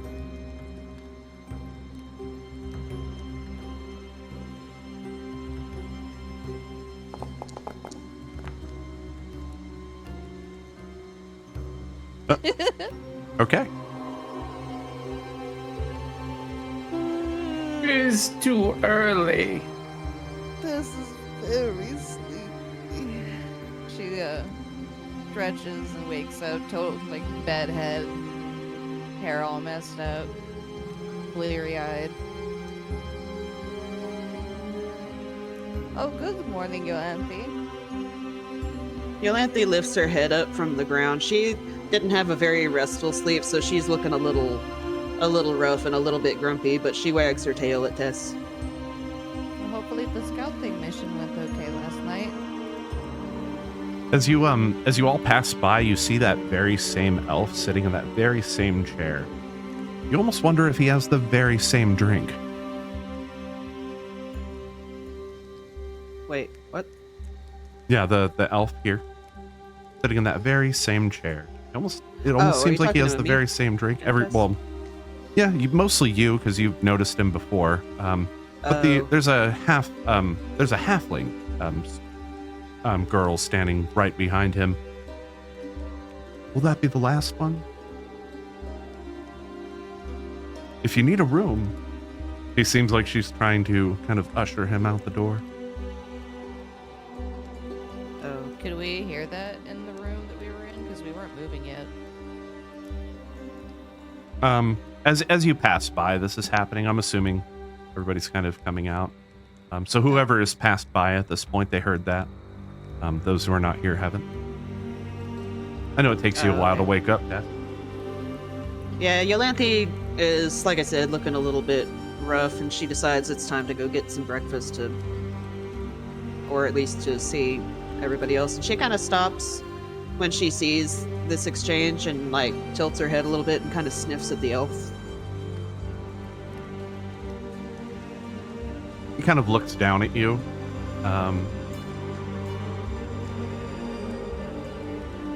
He looks down at you for just a moment, and then he just kind of looks away with complete, almost as though he ignored your presence. I seem to be stuck. You're clicking on the door. You got it. Yeah, I was clicking on the token, it kept closing the door. Tess, what are you doing?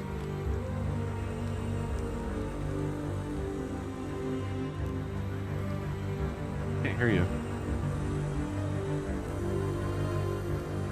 Okay, she's gonna approach Scrito.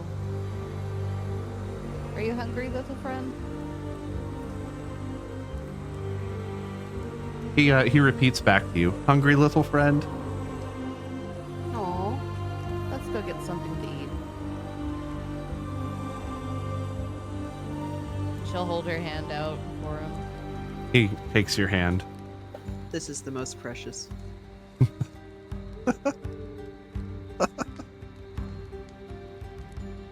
Going back. He closes the door behind you all.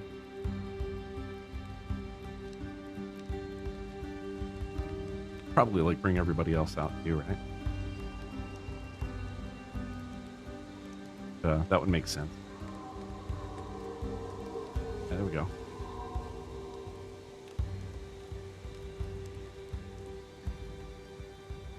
Oh, do we have? Oh, we have a table. I see.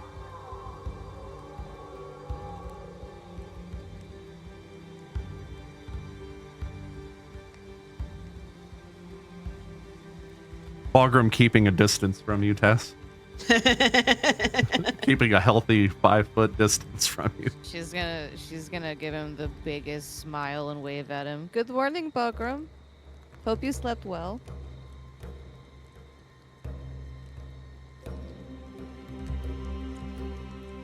Well enough.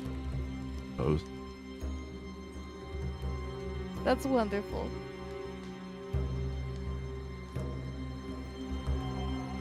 Well, after breakfast, some business in town. Would you all like to meet up, perhaps at the restaurant there? At lunch?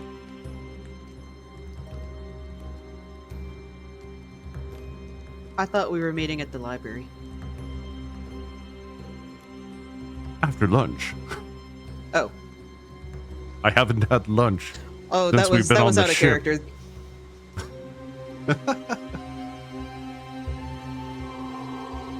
No, Val asked if y'all could meet up after lunch because he okay. hasn't had lunch in a long time.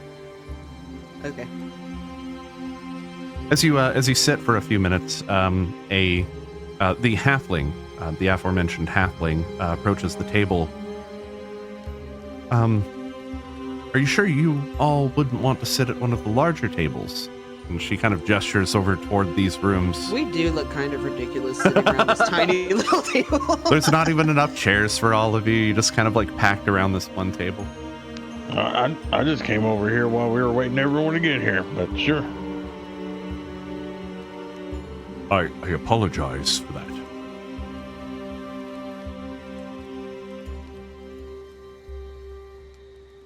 He's like, don't worry about it. Bogram's still keeping his distance. He comes over to the table and immediately locks eyes with you, Ianfyr, and she's like, "Oh, puppy!" And she like starts scratching you on the sides of your face. Like she just fucking like walks up, little halfling. Ianfyr kind of was startled by this because like she's kind of keeping her head on a swivel right now. Like she's looking around at everyone, and like when she gets touched, she kind of growls a little bit. But then she kind of is like, "Oh, it's cool, I guess." Oh no, I'm sorry. I seem to have upset your dog. And she looks up at you, Tess. Yes, it is only polite to ask to pet one's dog before engaging with them. Ah, yes. Keep that in mind in the future, not to be rude. I'm sorry. You know what? The bards did say the same thing about the tabaxi.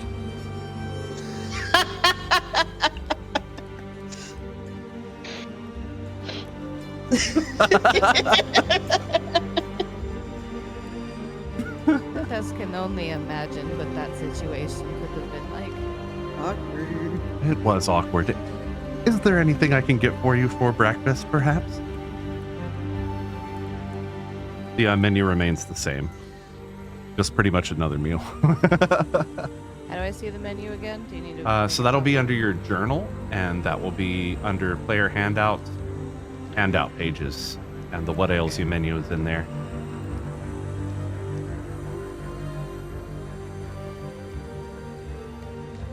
The Rakshasa Red wine sounds very good to start with for the morning. Kind of takes that down. Along with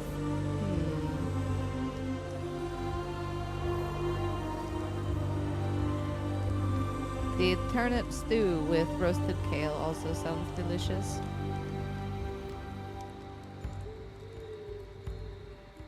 Ianfyr, pheasant thighs. Ianfyr kind of like glances over at the menu, but doesn't seem to be too interested in the food. She's still like looking around the bar at everyone. She looks up at the waitress. Kind of looks up at you, Tess, and is like,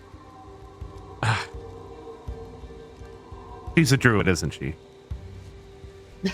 Tess's pet druid. You have a really good eye. She kind of like puts her hands on her hips and goes,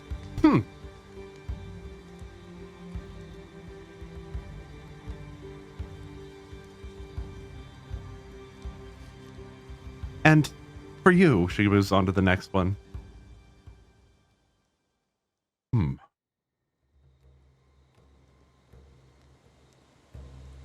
I'd like to try the stout, actually. Death Stout, coming up. And you, sweetie? And she looks at the Kenku, and the Kenku kind of scrambles for a minute.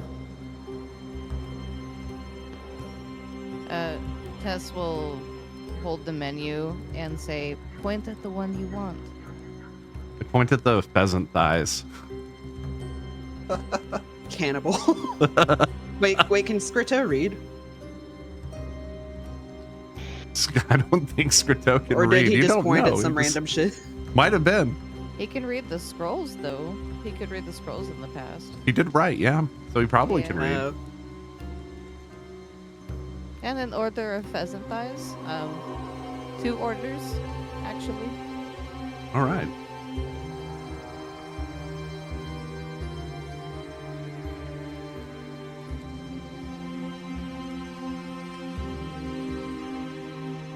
And you?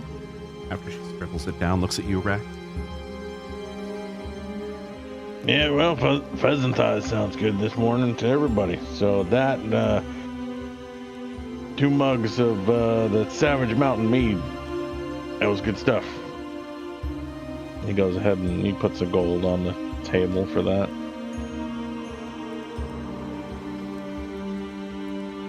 Ah, yes, and I'll have the broth. He's still kind of patting that blade.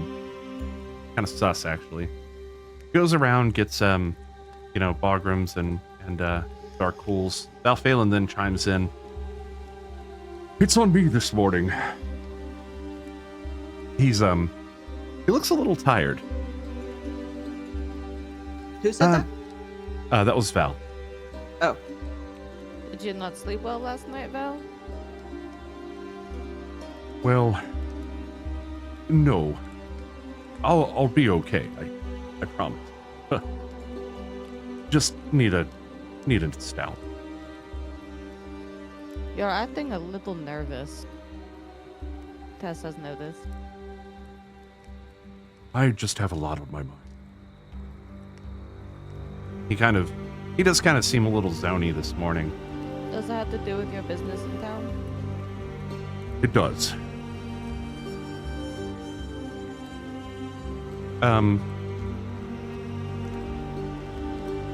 How about you, darling? And she looks over at you, Ianfyr. What do you have? Just the usual liquid courage. Maybe a little bit of the orange clementine rum this time. Coming right up. You see her kind of make an underline real quick and a dot, and she immediately walks back to the counter where she speaks very briefly with the bartender and then heads back to the kitchen. Val just puts down 10 gold on the table.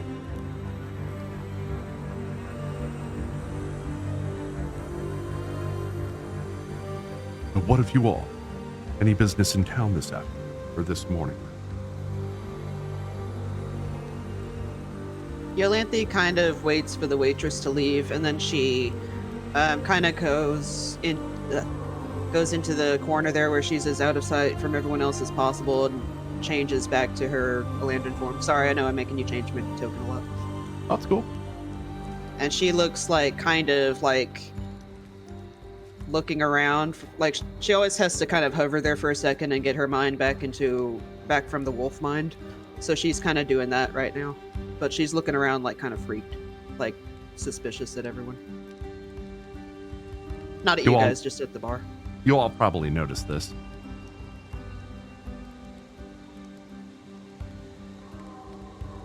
And then she comes and sits down next to Tess, but she pulls her hood up over her head. Yolanthe, is everything okay? You also seem a little nervous. I don't like this place. Any particular reason why? And she's kind of quiet and just kind of looks down at her hands, and she kind of drums them on the table for a minute. She's like, we can talk later. I'll fill you in, I suppose, but the less time we spend here, the better. Rex looking around the table, and he's like, now I know I've never been here before, but how many of y'all have been to... I know Ianfyr's from here. Have any of the rest of y'all been to this town before? Not I. Gus has never been here before. I grew up here.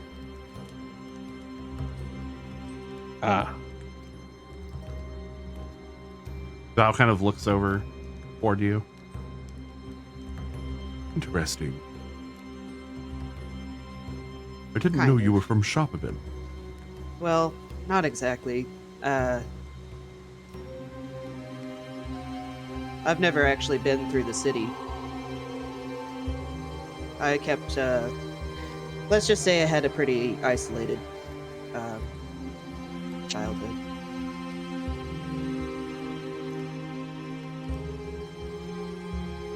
It doesn't seem that you were very happy to be back. She kind of looks around the bar. She's like, well, this place is nice at least. But maybe we can go check out some of the other places soon.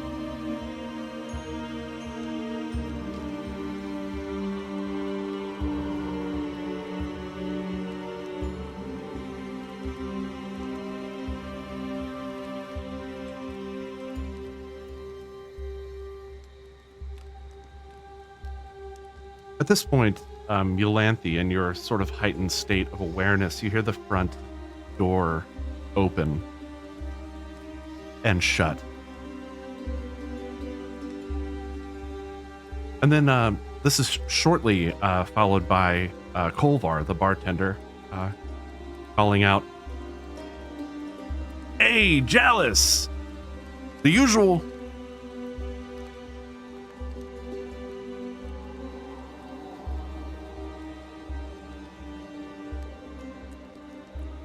Would I recognize the name Jalis? No. Okay. And she kind of like turns around a little bit, trying to be subtle, but to get a look at who just came in.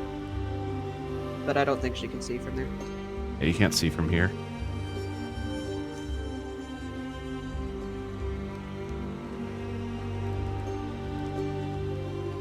After a time, the little halfling comes back, just arms full of food, and starts to set plates in front of everyone. She looks at you for a second. The druid sets your plate in front of you. I She kind of apologize for the presentation, I guess. And she kind of like narrows her eyes at the halfling. She says, "How could you tell I was a druid?" I mean, it was just a kind of obvious after. Well, she looks kind of embarrassed. Do many druids come in here? Oh, yeah, from the temple all the time. And she kind of like leans in a little bit to try and talk a bit more quietly towards the halfling, and she's like, "Do the two of them come in here? The two of who? You know, the elders." Elders? Oh, sure. Sometimes. She kind of leans back a little startled by this, and then she's like looking around wildly, and then she stands up and she's like, I think I'd like to maybe get a little more rest." And then she bustles off towards the room. As you come out into the main area, you can't help but kind of look over your shoulder and see, yes, it is one of the same two women that you saw the night before. She's just kind of sitting at the bar, having sort of what looks to be like a bright orange liquid. Do we make eye contact? No? Okay. Well, she just keeps going.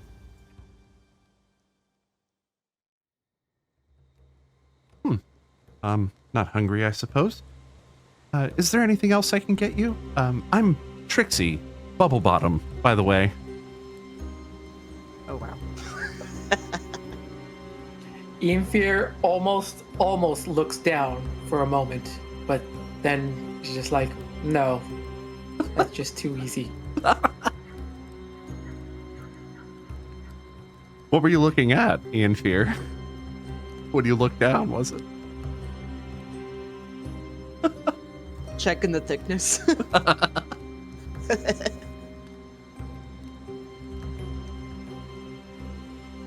Well, if there's nothing else you need, then like I said, I'm Trixie. Just call me over. And she kind of walks off.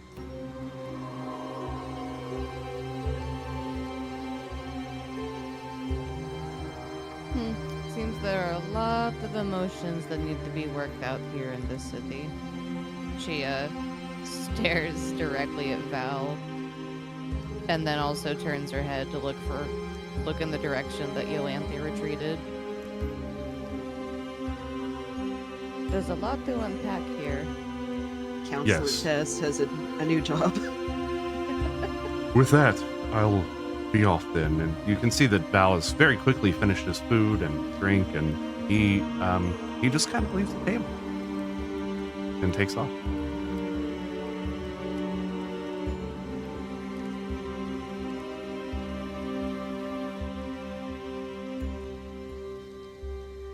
So, what did you want me to do? Darkghoul says.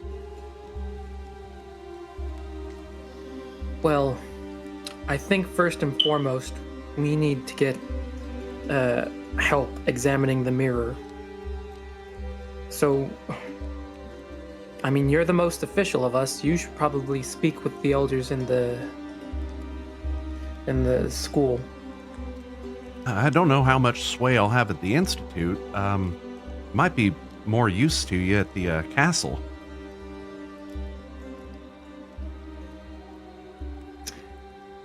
Well, someone needs to have the answers at any rate. I don't know. You might get more of a runaround at the castle than you would at the institute, but you can try there if you want.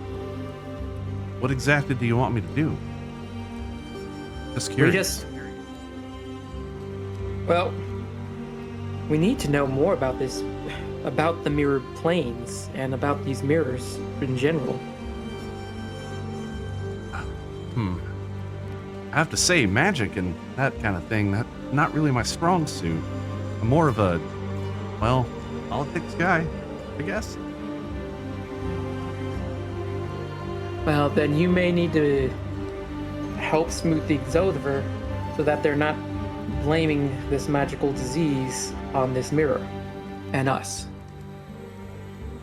Okay, that's a lot more direct. That I think I can do. You just leave it to me now, all right? Guess I'll see you at the Institute later then.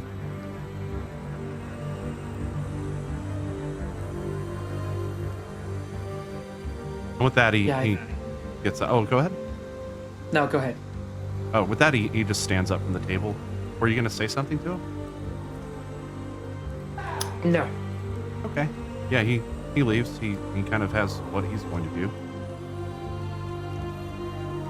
Wait, where is he going? He's going to the Institute to talk to them about sort of what you all are doing here and the nature of the mirror. Okay. Okay. I think we're going to look to Bogham and say, I mean, No. technically speaking, your journey is done with us, so you don't have to stay with us. Uh-oh. He kind of like, for a minute, backpedals.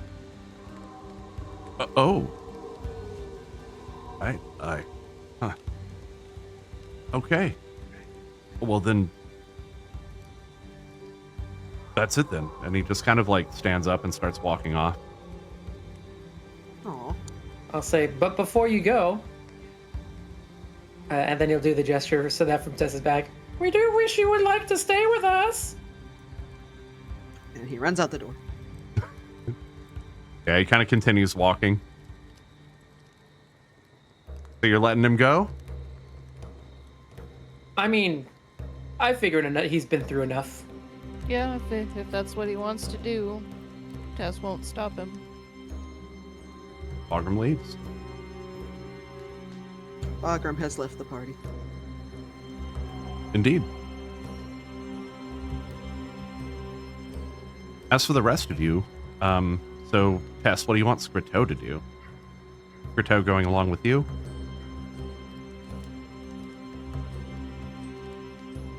Yeah, if he wants to follow along. Okay. In that case, come next session, I will actually give you control of his character. Okay. Cool.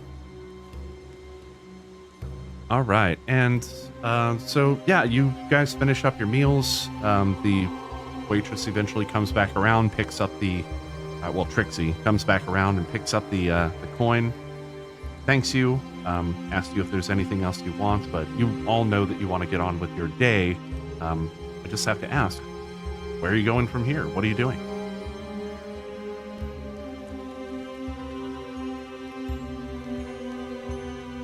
Let's start with Ianfyr. What are you doing? Well, Ianfyr is probably going to start by, going to the areas he's most familiar, so sort of in the, like towards the pier and stuff like that. Like the dock district and stuff. Okay. Maybe check out a few of the shops.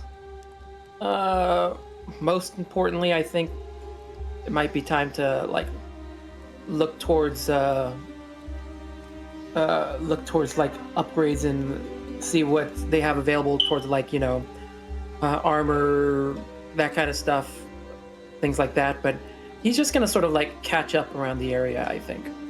Okay. Do you want to start at the harbor, or would you rather start at the market district? I think he starts at the market district. Okay. What about you, Rek? What are you doing? Rek looks around the table and he's, well, I don't know much about this city, or I usually have all my needs met with what I can carry. I just want to make sure if any of y'all need me, I'm in the right place where I need to be. If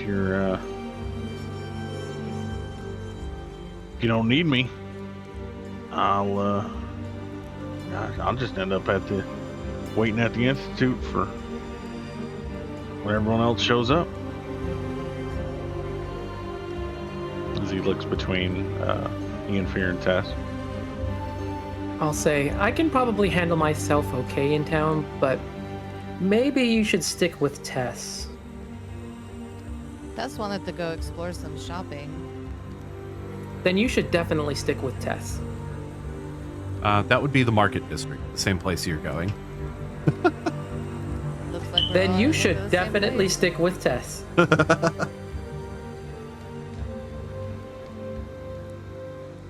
All right. And of course, Scriteau is going with you. Yeah, so let me copy over.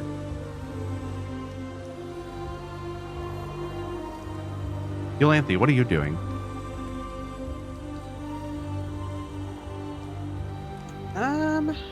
Yeah, right now Yolanthe is in the room again.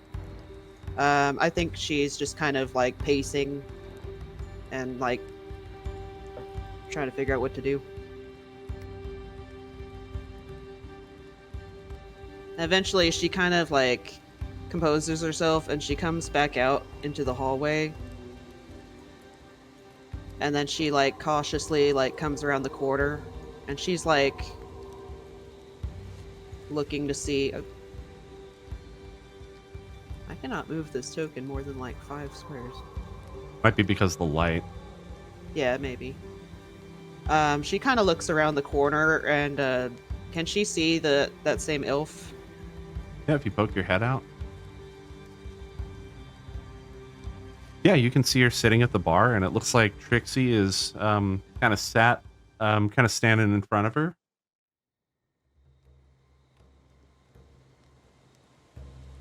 As you walked out, she's like, yeah, actually, I did notice there's a new druid in town.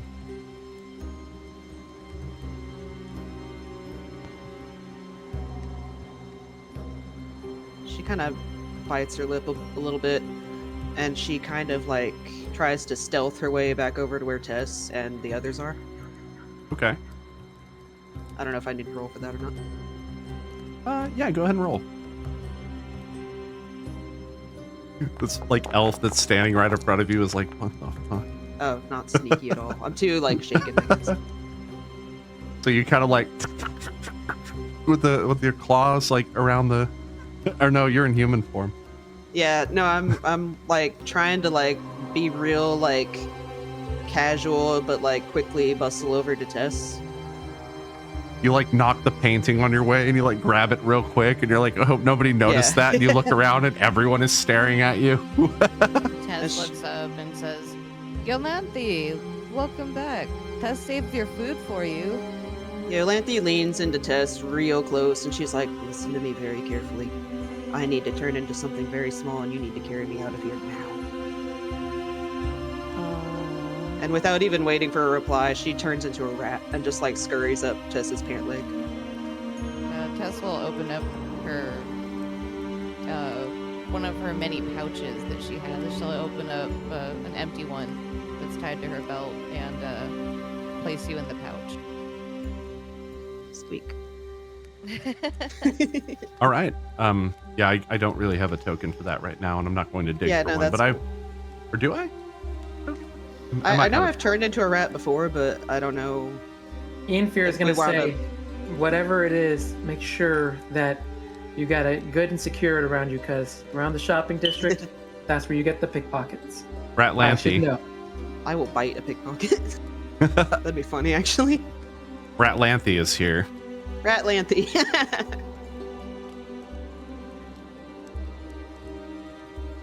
Oh, I like it. It's cute and tiny.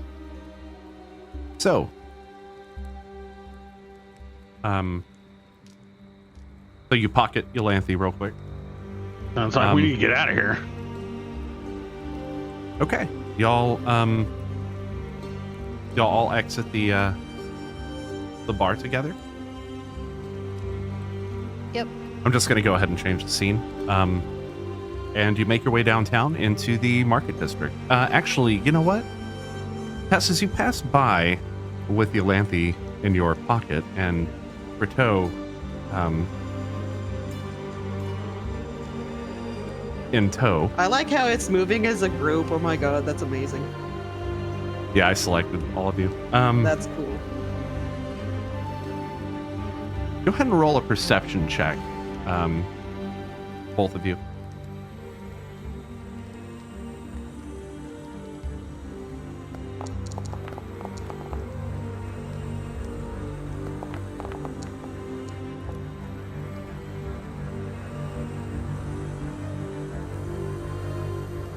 Yolanthe. Rat Lanthy. Rat Lanthy. You overhear the conversation between the three of these, Kolvar, Trixie, and this woman named Jalis, who you recognize, as I said, as being the one who was coming out of the temple before. And she once again mentions, await the wolf, carried by magic, and bearing the mark of Landwill. Does Tess hear that or no? Yes, yeah, Tess hears that. Oh. Can you repeat that? It says, await the wolf. I'll put it in chat as well. But it says, await the wolf, carried by magic, and bearing the mark of Landwillen. Just like that. Wait, so hang on. Like, she just randomly says that to the other, like the barkeeps, or she Yeah, and says she's it out loud? it seems like she's talking about this vision that she had. Oh. And the conversation goes on. She kind of sees the group of you kind of walking, and she doesn't go out of her way to like lower her voice or anything, but you definitely hear her talk something about like a prophecy, and that's really everything that makes sense to you.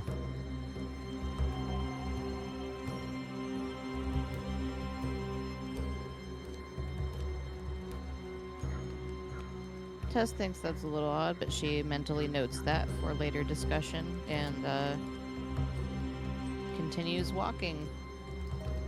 As you pass by one final tidbit of information, you hear her say, well, all we can do is wait for this prophetic wolf. And Polvar goes, that's fucking obscure, man.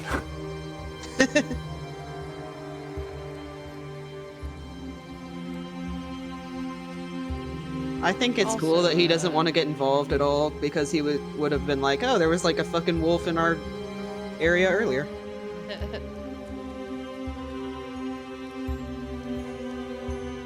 You all exit the bar and make your way to the market district.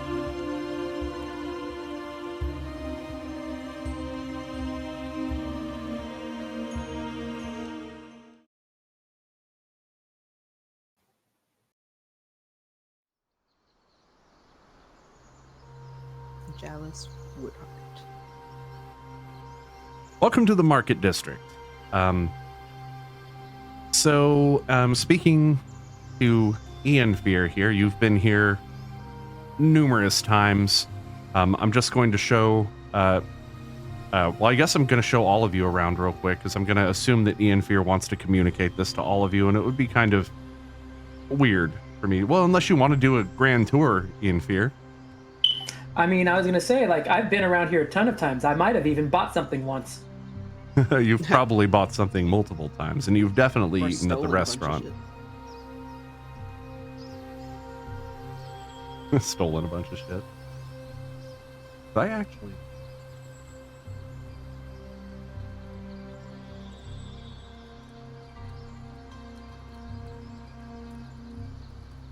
Oh, this map is huge. Yeah, this is a pretty big map. I'm still waiting for it to load. There it goes. There's not a whole lot going on this early in the morning. You see a lot of shopkeepers. You see shopkeepers kind of setting there's up. a little bird just flying across the screen. That's cute. Yep, there are birds.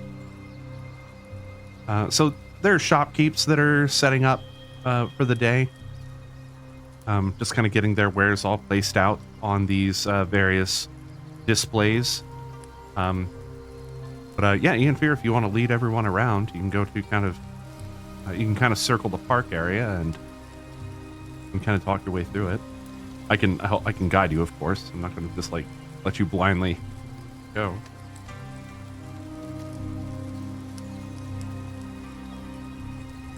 Okay. But this will introduce a pretty interesting system that we have that's new that I can show you kind of along the way. So, Ianfyr, you know that this here is the general store. And it is called...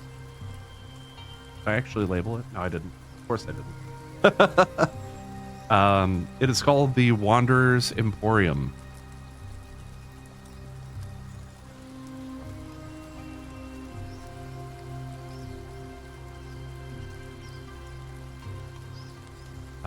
Back in the behind that here is a little jewelry shop called Alathar's Opulent Ornaments. And these are actually shops you can visit. If you'd like, you can you can approach any of these shops and start shopping. I can show you how to do that if anything catches your eye, of course. I got an AFK for just a moment.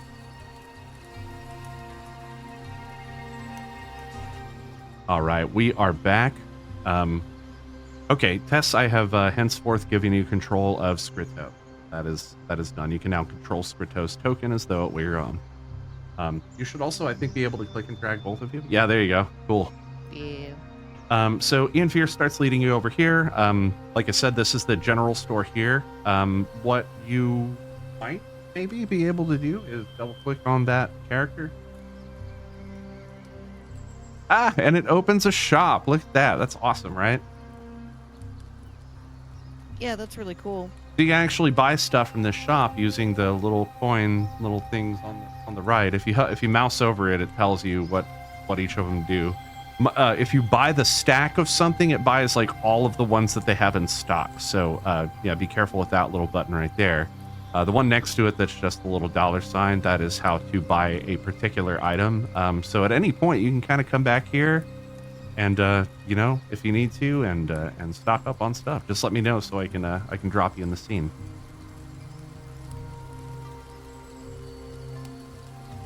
Cool. So yeah, firstly, this is the general store here. And to the south, we have the jewelry store. In the center, you can see the big ass park. I mean, it's kind of the most prominent structure in the center of town, or in the market district. In the center of the park stands a big fountain. Oh, this place looks relaxing. Way off over to the west, you can see the southwest, I should say. You can see a kind of a larger building, well, much larger building, with a bunch of tables sort of flanking it. You can tell that this, just by the look of it, is a restaurant. Oh, and the smell coming from it is just delicious. Looks like an upscale place, though.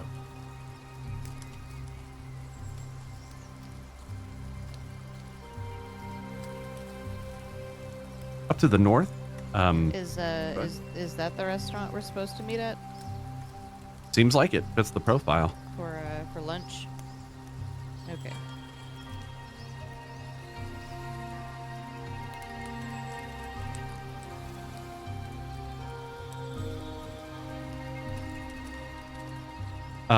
Up to the northwest, there are a couple of stores here. One of them is a Fletcher, and the other one is a blacksmith. There are signs in the front of find my actual. There it is. There are signs outside of these. One says Blue Blazes Blacksmith, and the other one says, where is it? Oh wow, I didn't put that one on the list.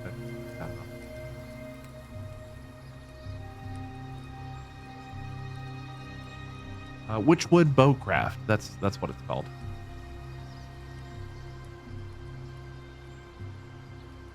Right, and finally, the building to the north seems to not actually have any proper doors leading into the place. Instead, two giant portals right outside the front of the building stand right next to each other. One green and looking sort of overgrown, actually, with vines and various foliage.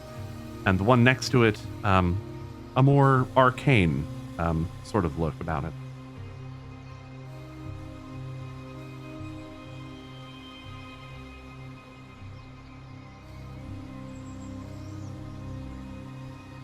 So, what business did you all have in town? Or are you just waiting for Valphalin to show up? Well, Tess is going to explore all the different shops.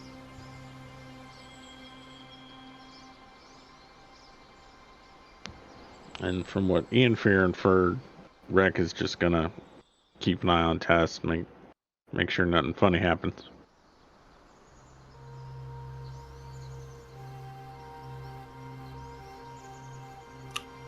I am probably going to the... I guess it's the Fletchers?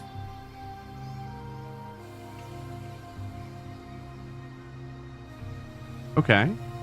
Sure. Want to head over to the Fletchers? That's going to be over here.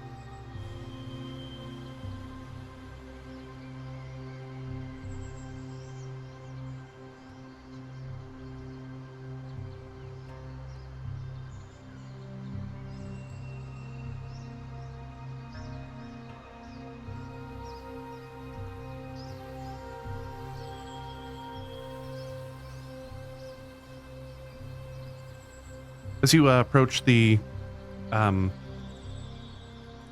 of this booth that's set up outside, you can see that there's this kind of small shack-like structure just behind the tiefling that appears to be running the place. As you As you walk up, you see her sort of whittling away at a piece of wood with just a knife. She's kind of kicked back in a chair behind this desk.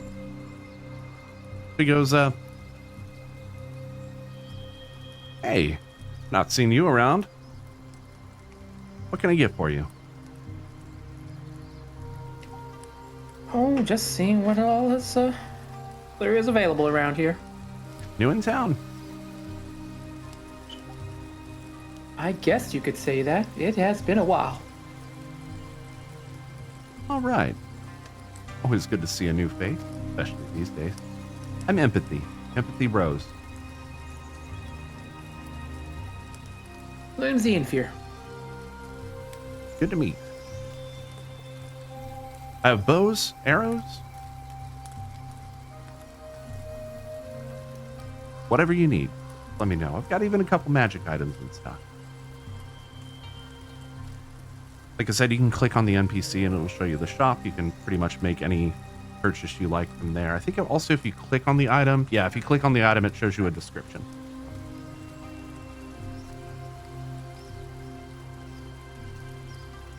Yeah, clicking's doing nothing for some reason. Oh, try double clicking. Okay. There you go. Tess, what are you up to?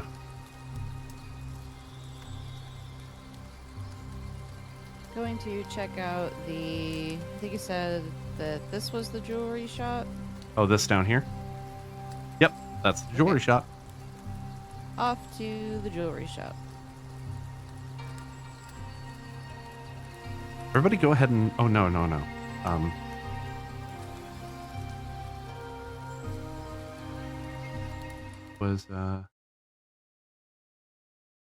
Put that. Ah, yes. As you open the door to the jewelry shop, the first thing that you're greeted by is sort of set up where you can see this jeweler works. You see that the display room is in the room next door, as you can see through the open door, and calling to you from that room. Welcome to Alathar's. What can I get for you today? Oh, it looks like we have some visitors in town. I've not seen you all before. Where are you from? Good day to you. Name's Tess. Alathar, charmed. And this is Tess's friend Scrito. Hello, Scrito. He sort of hesitates for a moment. It looks like he's never seen it's possible he's never seen a Kenku before. He's very friendly. No worries. I We're don't doubt you. from very, very far away, but just came here to browse the shop and see what you had. Jewels and jewelry. Let me know if you see anything you like. This music's very relaxing.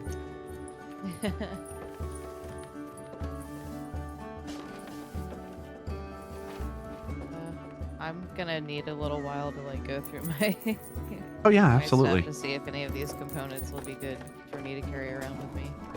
Ianfyr, how are you faring over there? Okay for the moment. Not really seeing the things that catch my eye. They may not always have everything in stock.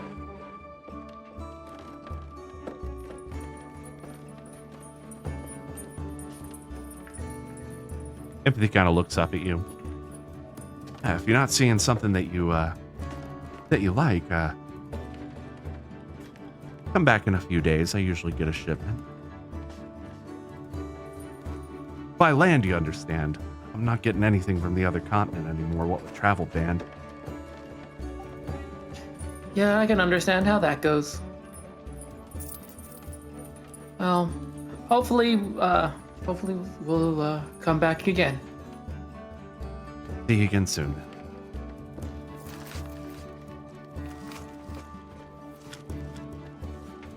As you walk up,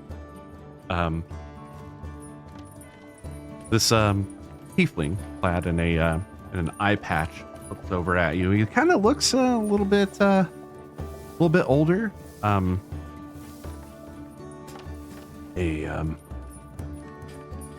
Looking for some metal, weapon, armor. I'm definitely in the market for something. Have a look. We even do some magical items. No, make me an offer. The sign at the back says Blue Blazes Blacksmith, and from the inside of the building just behind him, you can kind of hear this clanging of a blacksmith hammer against an anvil.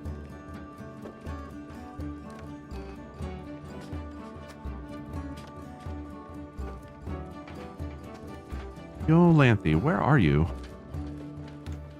I mean, I don't know where my token is, but I'm still being carried around in Tessa's pouch. Ah, yes, okay. You can actually throw your token out. I didn't Right there. be rat. Yep, Or I'm rat. you are still being carried around by Tess at this point. Is Tess cool with that? Yeah. As long as you're cool with coming along for the ride while Tess mulls over everything. Yeah, every now and then Ianfyr will poke her nose out and kind of like sniff, but she doesn't ever come out all the way.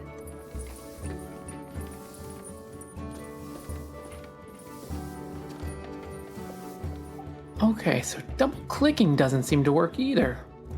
On who? The blacksmith. Oh, shit. Okay. Oh my god. Is that also not working for you, Tess? Wait, There we go. what?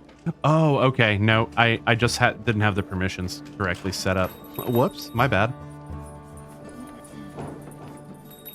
When it says diamonds worth 500 gold, is that like, does it have to be specifically diamond worth 300 or 500? Yes. Why, what's up? Okay. Oh, I'm just wondering if it had to be specifically diamond. Because it's weird to me that sometimes it's like diamond that's worth 500 or diamond that's worth 300, so I didn't Yeah, it's know what the price fluctuation was for. yeah, it's just various sizes or qualities of diamond.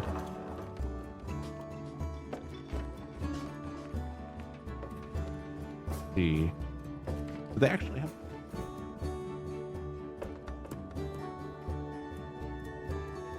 Diamonds are pretty they're not very rare.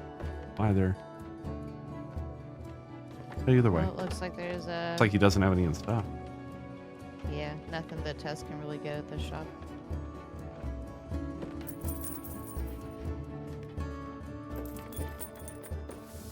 Also, for some reason, I can see into this north shop in the portal, even though I don't think I'm supposed to be able to. Wait, what?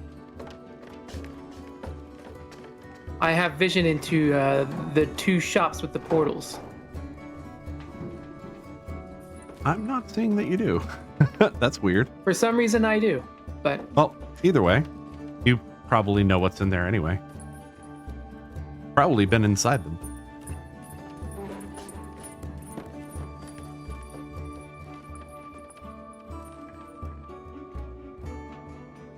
Well, wonderful shop that you have here, but I'm afraid there's nothing really Tess can use here.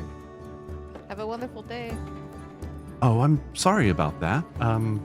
Try back in a few days. I usually get a shipment. You understand? No, Tess will be back. Thank you. Can't wait to see you again. Very cheery fellow.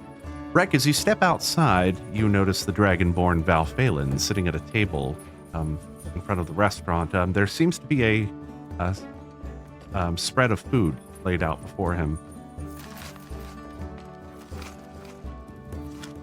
He doesn't notice you.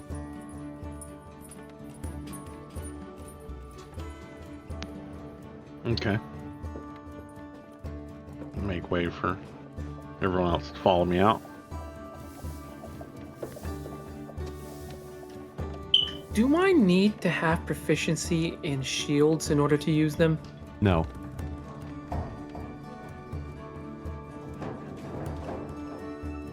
I don't know that there is a proficiency for shields, is there? No, I don't know that there's a proficiency for shield. Oh yeah, there is. There's an armor for proficiency for that. You don't need proficiency in order to use it, but if you don't have proficiency, I think you get like a penalty to the bonus that you would normally get.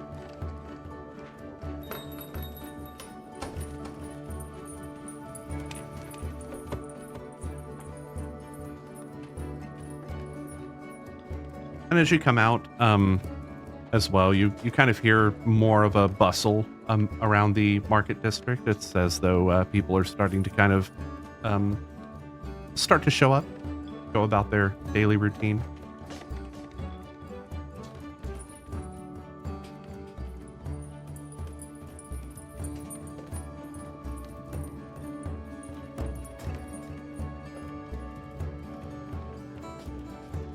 All right. Anything else you guys want to do? Rec, what are you up to? He's gauging, looking around the marketplace. You notice that same building up to the north as well. From here, you can see the two portals standing out front. So I'm definitely going to be grabbing a couple of these items. I'm just trying to figure out how to do it. So you would click on the little dollar sign over on the right, and that's going to purchase one item for you. If you click on the stack of coins, it buys the entire stack.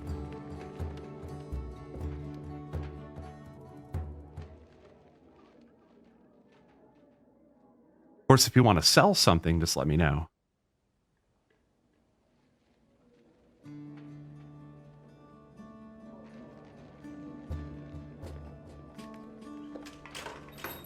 I think I sold off all my extra stuff last time we were in a big town. You could always also send it off with an NPC to sell later if you'd rather go through it then. Mm-hmm. All right, which way, Tess? Yes, at this point, you also notice Balphalin is hanging out at this table. It looks like he's got a book in his hands, and he's just kind of absorbed in it at current. About what time is it? Oh, it's not. It's probably like, Still morning. yeah, it's still morning. Like, you're coming up on noon, but it's still a couple hours off. Guess we'll continue.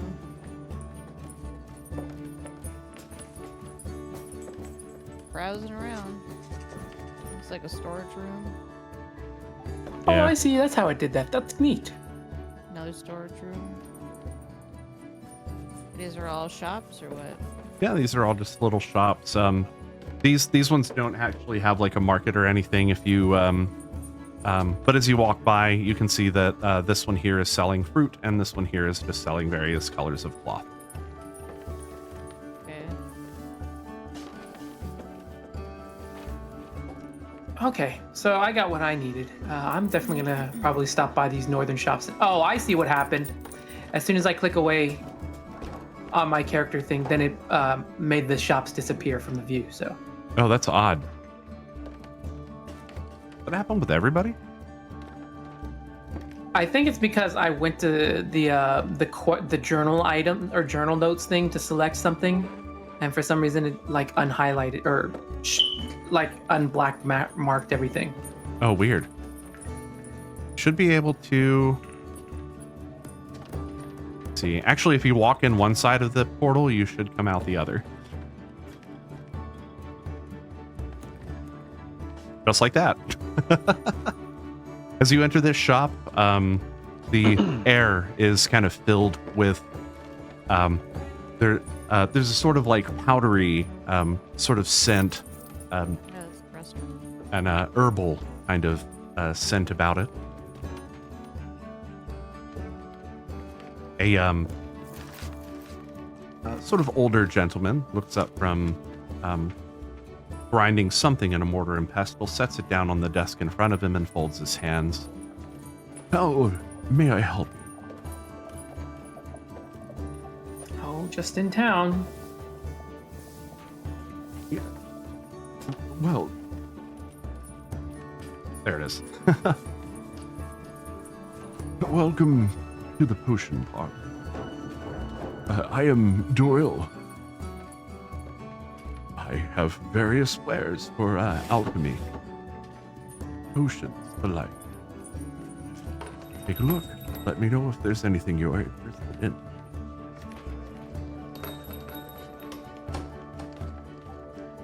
We are coming up on time. I know. All right. As far as like shopping and all of that is concerned, I'm sure we can kind of take care of that off stream. But we're going to go ahead and close out right here.